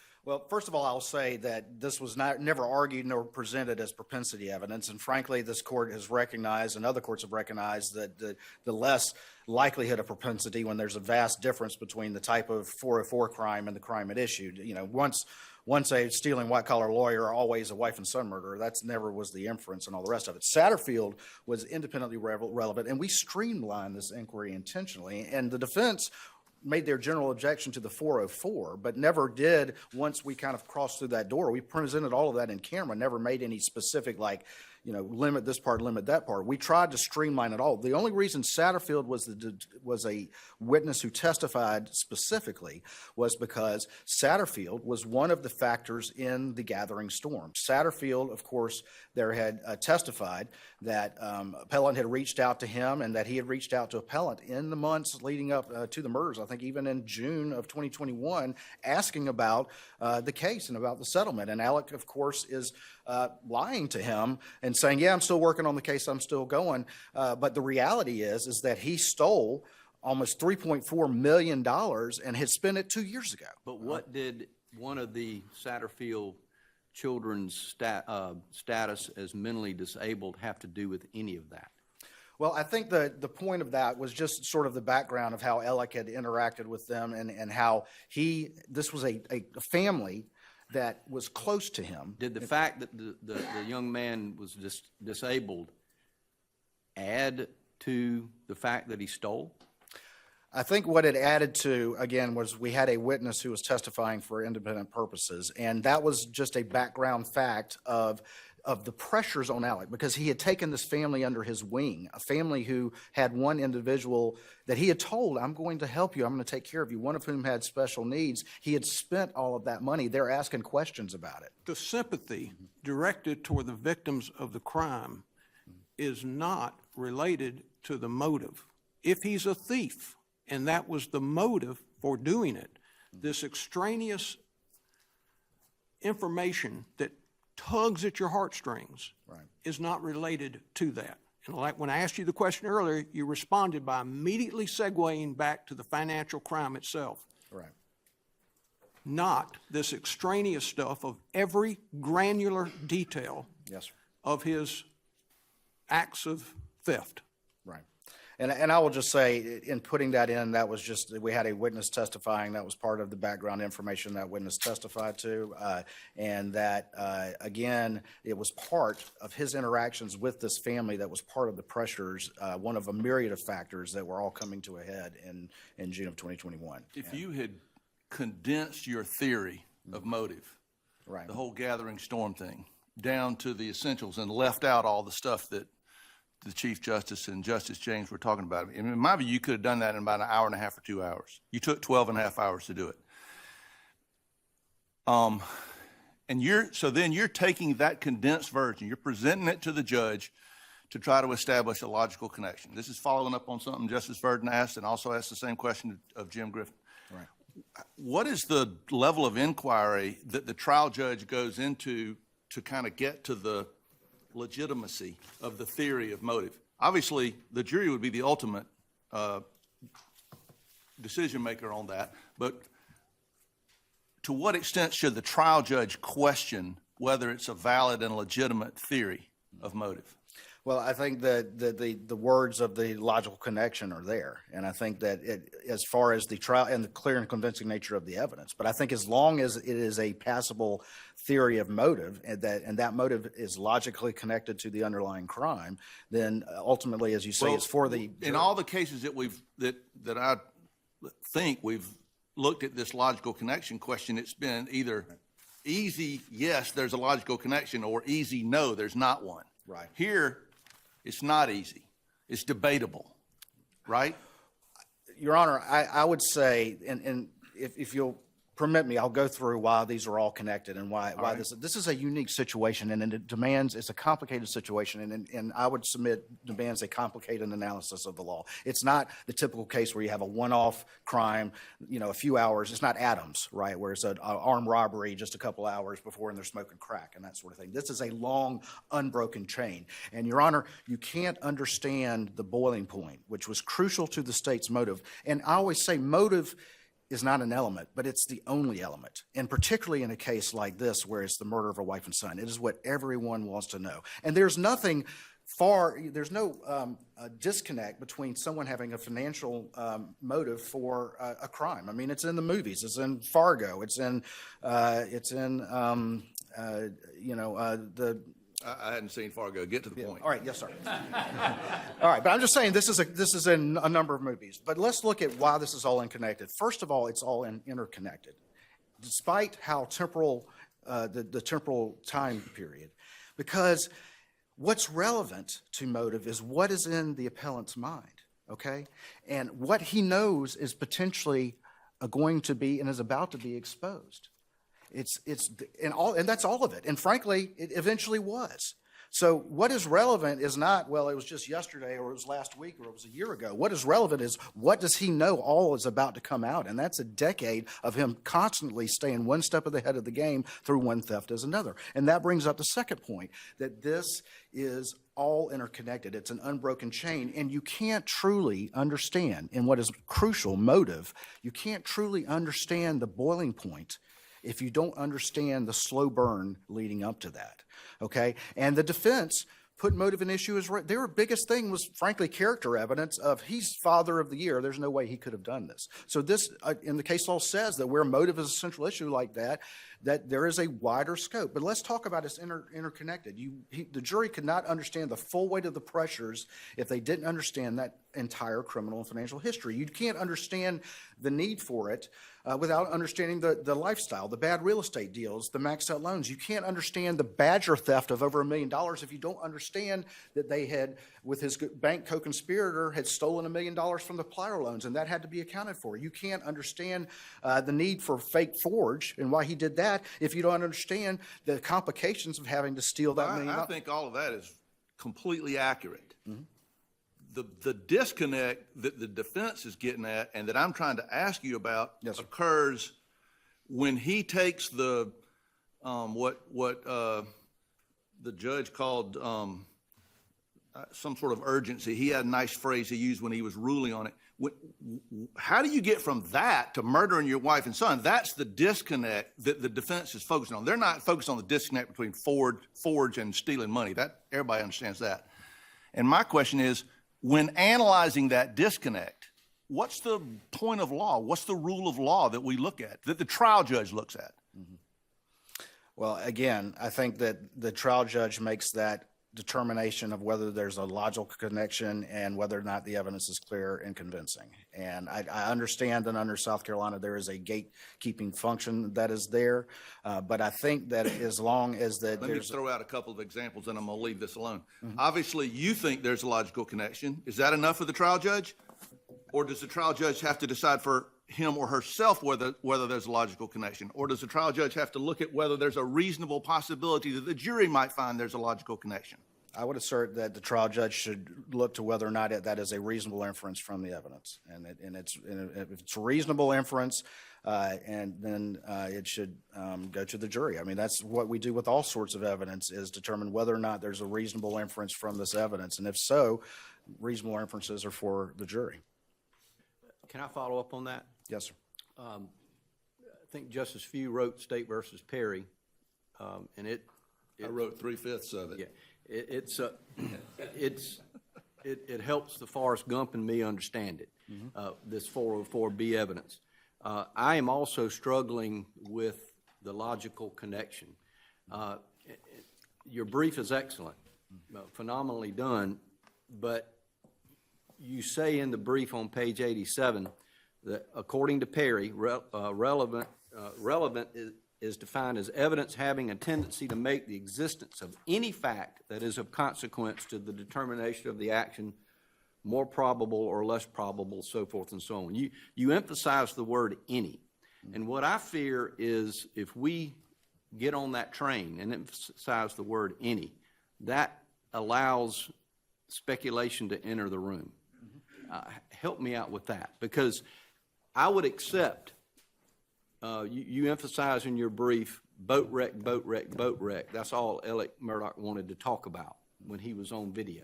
Right. I get that. So I think there's clear evidence of motive for him perhaps to kill Paul, because this boat wreck case was becoming an anchor around his neck. And then you could stop right there or get into the boat wreck accusation more. But your emphasis of the word any, to piggyback on what Justice Few was saying, I'm struggling with the logical connection that comes from the word any. That means, it seems to me you're just saying whatever we say that makes sense, let's stick with it. Well, by emphasizing that word, I don't think, and I'm not at all trying to assert that any sort of speculation would be sufficient.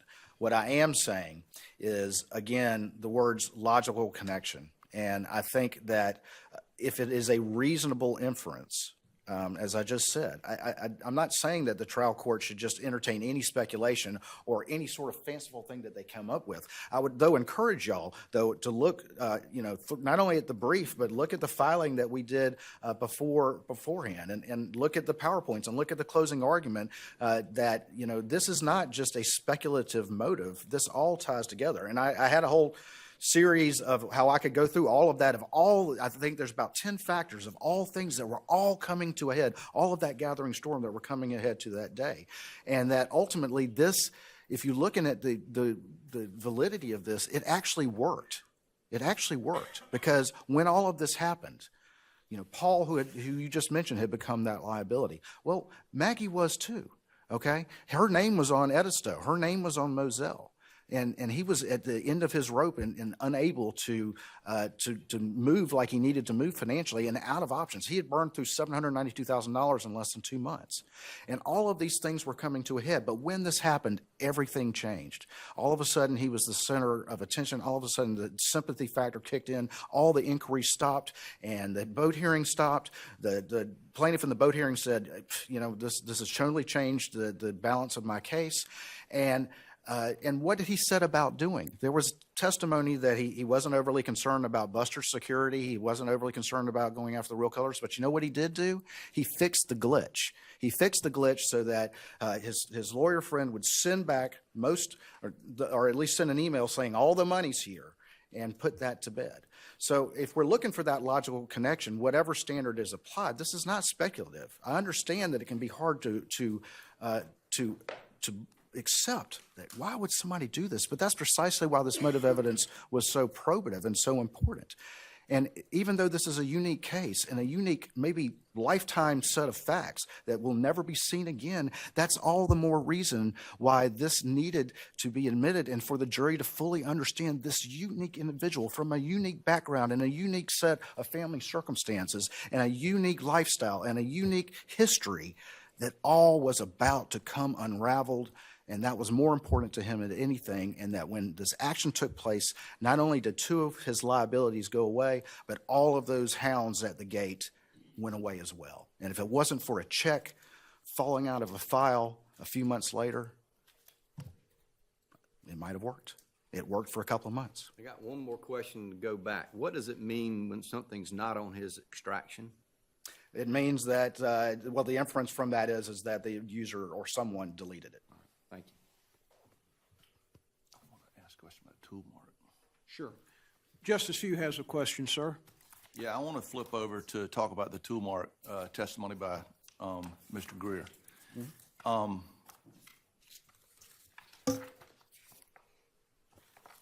There are a lot of cases around the country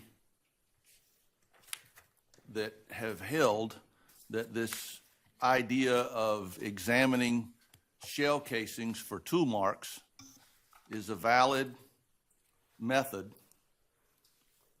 in trying to determine which guns a cartridge was cycled through. In fact, I'm not aware of any that go to the other direction. So abstractly, it seems to me like it's a valid theory. Maybe not. I'm just setting that aside for purposes of my question. But our cases have required not only that the theory be valid in the abstract, but that the theory be reliably applied. Justice Hill wrote about this in Warner at the Court of Appeals. We decided a case called Galloway recently where we stressed it. And really, I think if you go all the way back to Watson, that's what the court was talking about. As I read this record, there's nothing, I mean literally zero,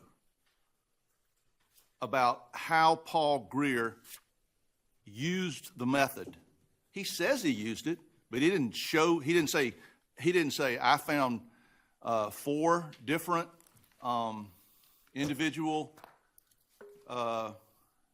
markings. He didn't say, here they are, here's where they were, nothing.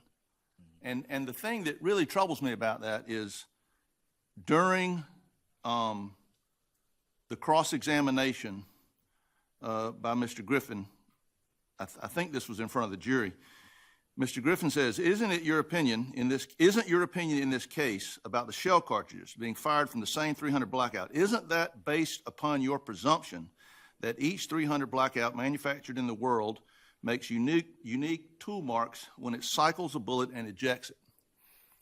Now, that's a legit question. For a tool mark and firearms examiner, in my view of it, there's only one answer, and it only has one word, and the answer is yes. It's like DNA.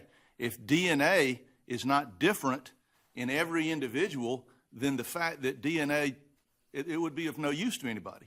Fingerprints are the same way. If fingerprints weren't unique to every individual, then we wouldn't have fingerprint evidence.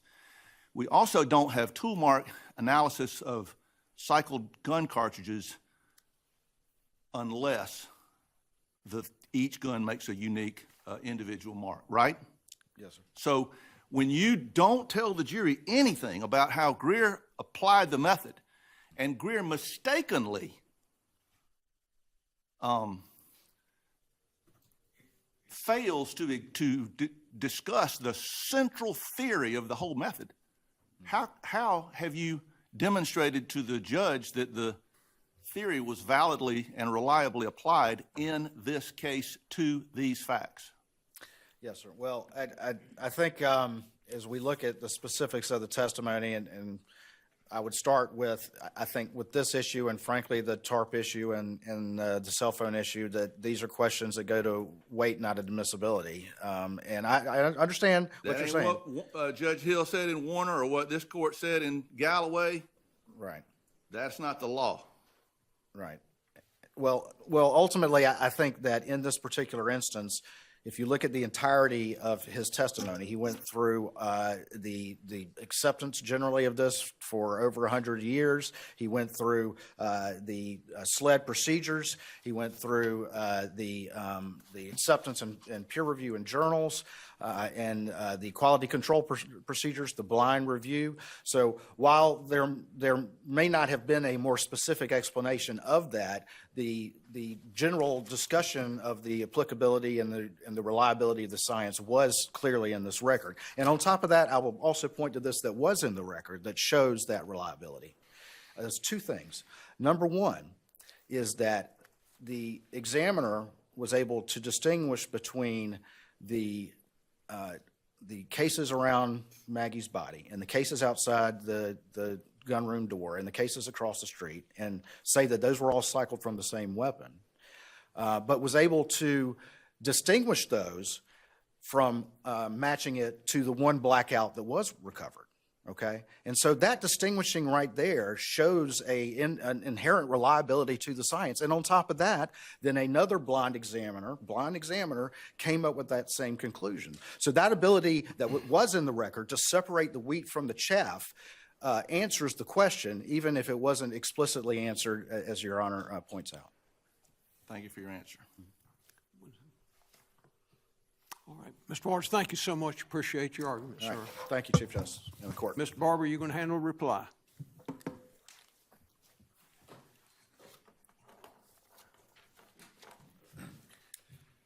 Mr. Chief Justice, may it please the court? Let me I want to ask you, because it's fresh, you don't get free minutes uninterrupted. I was listening very carefully to all the arguments. Mr. Waters was trying to defend the admissibility of the expansive nature of the 404B. And I thought he made a very compelling point, because one cannot fully understand, I think he used the word bowling point, without all of these interconnected parts. And so that's the logical connection that gives the judge the discretion to allow the fact finder to consider the evidence. So I'd like you to address that 404B issue, and particularly that position argued by the state. Yes, Your Honor.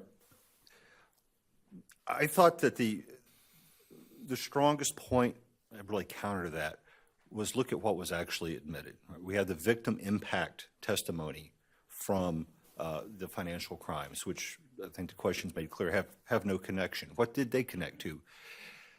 Mr. Waters had a theme through his examination of all the witnesses. He asked every one of them, did you know the real Alec? Did you really know him? That was a question that was asked every single acquaintance. Did you really know him? You didn't really know him, did you? The theme there clearly was that you didn't really know. He's really capable of anything. He's a bad person. You don't know what he's capable of. And that's why that evidence that's why you had the mentally disabled, victim of a financial crime, which has nothing to do with the supposed motive of I need to conceal something because I might get caught, right? It has to do with you don't really know me. I'm a really bad person. And because you don't really know me, you don't know what I'm capable of, so please speculate that I'm capable of murdering my wife and my child. That was the purpose of that evidence. We didn't have whatever it was, 12 days of financial crime testimony just to prove the fact that he stole a bunch of money and might possibly have had some fear that he might one day be caught for having stolen that money. And then the speculation is, well, he wanted a distraction, and we can talk about why this would, the logical leap to I'll just murder my family and be the center of attention, and how that's somehow going to get scrutiny off of me, obviously doesn't make a lot of sense. And I think he, more than most people, is in a position to know, given his background, that putting himself at the middle of a high-profile murder investigation is not the best way to distract attention from his own affairs. So I believe that's why that's the logical disconnect. And then the real reason that it's admitted is this trial theme that you'll see in every single witness who had a personal acquaintance with him. Every single one asked, did you know the real Alex Murdaugh? And that's why that was admitted. Thank you, sir. If I could, I would like to speak a little bit to the cell phone questions that both got. I believe, respectfully, maybe the factual predicate behind some of the questions might have been a little off. By way of very quick background, the iPhone has a database that records with a timestamp every time the screen lights up, every time it goes off. Various events will cause the screen to come on and off. An incoming phone call turns it on. It stays on for a period of time. It turns off. Incoming text messages, other kinds of alerts. And then there's this rise to wake feature, which is slight movement of picking up the phone causes it to come on and off.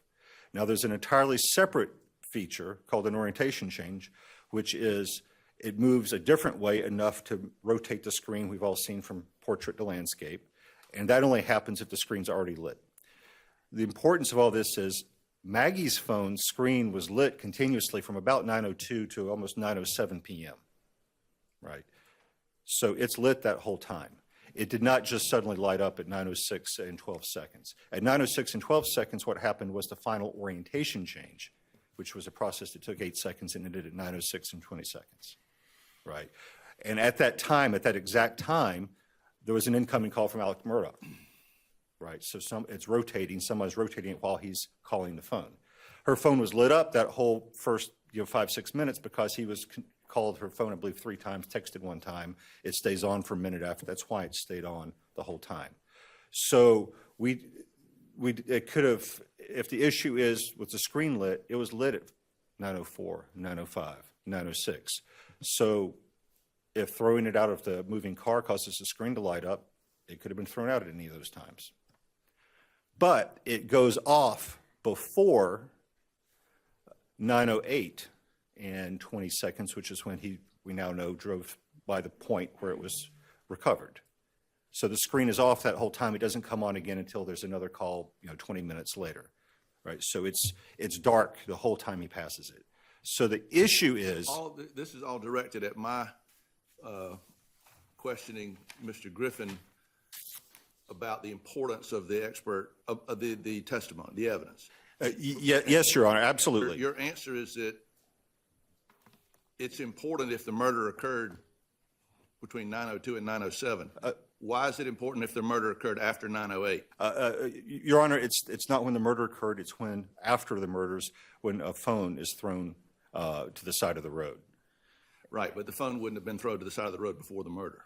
Correct. The point is that at the time that we know for certainty the defendant drove past where the phone was thrown, the screen never came on.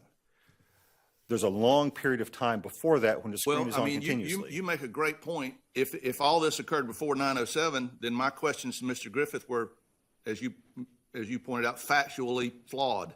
Mm-hmm. But if it all occurred after 9:08, now you answer the question, because I think the validity of my question is now squarely on the table. If your question is, could it have been thrown out after 9:08 p.m., then the answer would be that would be inconsistent with the screen not coming on, yes. The point is the phone had to be thrown out before he drove past that spot. And that fact was not known until near the close of the state's case, right? Because somebody at General Motors was watching the trial, saw when the FBI agent testified on cross that they don't cooperate with murder investigations. Somebody took exception to that, and they produced accurate data, to pretty much defeat every 3 seconds, not from his vehicle, but from a server General Motors keeps, far away, tracking his every movement, even though it was years earlier. And so all of a sudden, we know exactly where he is and know with certainty it's to the second when he drives past that spot, and we know that the phone is dark the whole time. So the question becomes, is it possible to throw the phone out at that moment without the light coming on? And as Mr. Griffin said, we don't know how it got there. Somebody could have stopped the car and gently put it out, but we know he didn't do that. So that's the central question. And the testimony from the defense was, here's the feature, everyone can see it. I'm not qualified to say whether throwing it from a car will cause it to do whatever. And we had an accident reconstruction guy who was qualified to say that. But then the defense rebuttal expert, they bring in a chain of custody expert from their direct who says, well, I threw it around my office. No one saw me do it. But I'm here to offer you what Mr. Waters accurately described as an expert opinion, that if it's a gentle motion, this is what it does. But if it's a violent motion, this is what it does. And this is why it's programmed to do and behave in that fashion. That's clearly expert testimony. It was well beyond his expertise. He was offered as somebody who knows how to use Celebrite to download the extractions that we've been talking about. And as to the preservation, it was immediate objections as soon as this came out. The motion was renewed the first time the jury left the room. The judge ruled, Judge Newman ruled for the reasons he gave in the record, which we assign error to. It was not an untimeliness ruling. So I don't believe that there's merit to the preservation argument there. The judge even said that the objection was preserved for the record. Is there any dispute that Mr. Murdaugh called 911 20 seconds after OnStar recorded that he arrived at the scene where the bodies were? No. There's the timestamps that OnStar produced and the 911 timestamps are not in dispute. I would note that the nature, it's a rural area, and just because you first got there, it's dark. You don't necessarily immediately see someone the first second. OnStar says that you pull up, and you've got to get out and look, and then his phone is connected to the Bluetooth. Well, what do you say to the state's argument that that's not enough time for him to do what he said he did, which was go check on the bodies, which were 30 feet apart? In 20 seconds, to look at two bodies that are 30 feet apart, I don't think that's impractical at all. I think I could, If you think about a pace is about 3 feet. If you're alarmed, you could take a pace in less than a second, right? That's not, you don't even have to break a run to do that. Can you respond to Mr. Waters' comments or argument about the clerk of court? Absolutely, Your Honor. I think the most important point to point out with that is that there was absolutely no finding by Judge Toll that Juror Z was dishonest. That is not a finding. She said she was ambivalent.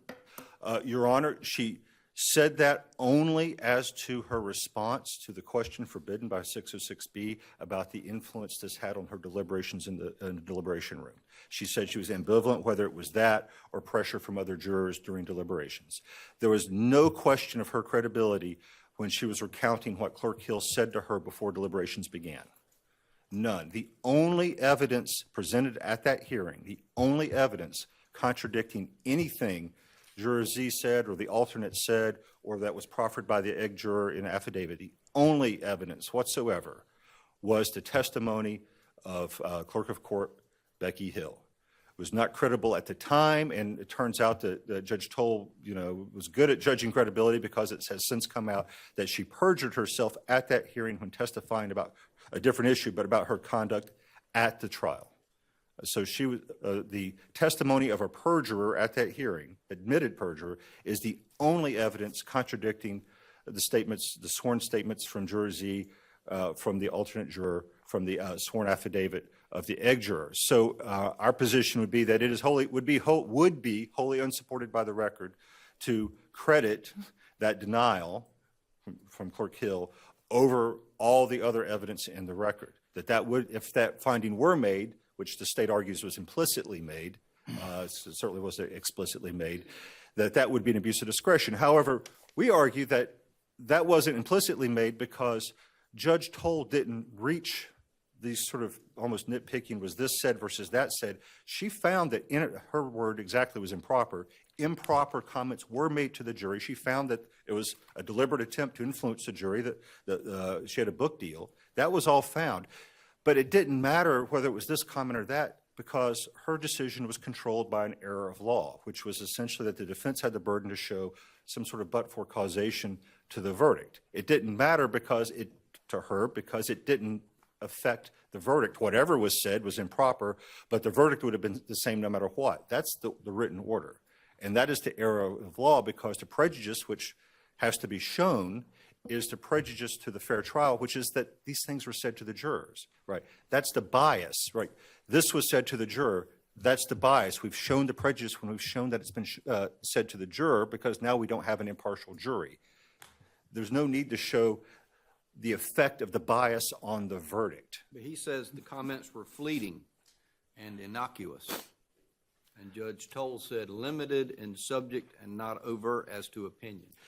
Yes, Your Honor, and maybe to address a question I was asked at the very beginning, is that a question of fact or law? What was said? That's a compound question.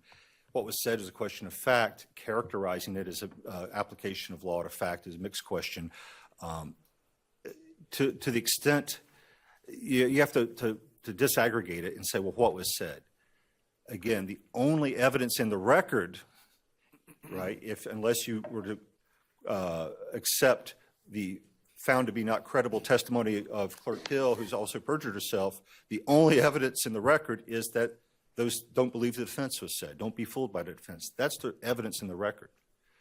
All right, so given that said, to characterize that as neutral as to opinion is an abuse of discretion, and it is a misapplication of law to those facts. To find that that wasn't said would also be an abuse of discretion because it would be a finding wholly unsupported by the record. Maybe one. Yeah. I'm just going to remark that it's not fair to you and Mr. Waters that y'all had to talk about every issue, and these other two deadbeats over here only had to talk about half of them. But are you good to talk a little bit about some of the real nuances of the tool mark? Absolutely, Your Okay. Honor. You put in the pretrial hearing, or Mr. Griffin did, the theory of tool mark is set forth in several documents that have been widely circulated and published by the AFT and so forth. But there have been criticisms of those, and one of the most striking ones is this idea that the conclusion, how they reach a conclusion, is circular, and that makes some sense, really. But my question to you is, wouldn't you say that those criticisms go more to the application of the theory than they do to the validity of the theory? Yes, Your Honor, if I could. It's important to, I think the best way to look at it is to compare it to DNA evidence, because it's so striking, right? Everything in the universe is unique, right? The tool marks are all unique. The question is, do we have a process that can reliably distinguish, the cause of this mark to the exclusion of all others, right? That's the actual question. I did this process, and I can say, with some degree of certainty that, these two tool marks are made by the same weapon and not two different weapons. To shorten it up, I'm suggesting that you just asked a really good question. Do we have a process to differentiate? And I'm suggesting that these criticisms that have been published, particularly this idea of the circular thing, would answer that question. Yes, we have a process, and it works, it's valid, but it has to be meticulously applied. Is that a fair way of interpreting those criticisms? It's certainly fair. Where I was trying to go with that is, with DNA evidence, as the court knows from the many DNA cases that it's had recently, these differences are quantified, and you get a very, 1 in 8 billion or whatever chance that these, came from different people, that we say it's a match, right? Here, you have this very circular and very subjective. What you have in the end is two marks that look really similar, and somebody eyeballs them and makes a subjective judgment call that these two look really similar. And our basis for that is circular, because we say, well, I look at this part and that part, and it's like, well, how do you know that means they're the same? Well, that's what we've always done. That's what I was trained to do, and it's very circular. The theory says you have to find whether they match. And the next question is, well, how do you know that? And you say you have to find sufficient alignment. And, Right. and nobody ever comes down with a hard rule like you got to find 5 marks on the same cartridge that are identical to the 5 marks on this cartridge.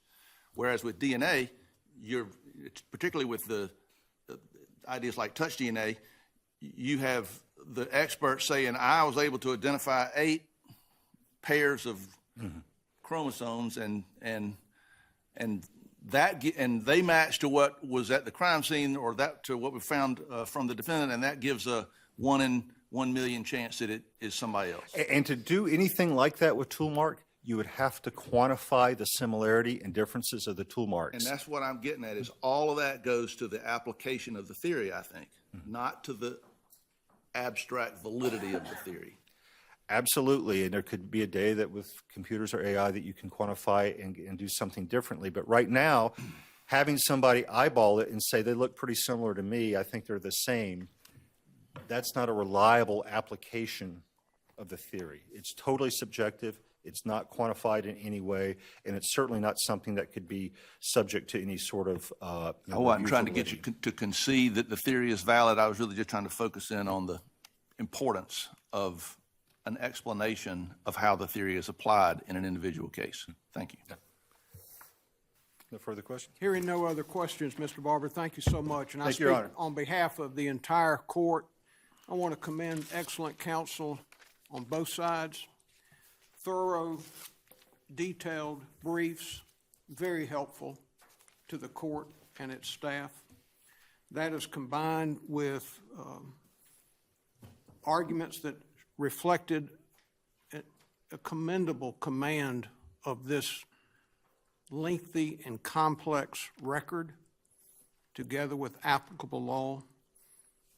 And it has all resulted in excellent arguments today. You've represented your respective positions professionally, and we all on the court commend counsel for both sides. We are adjourned.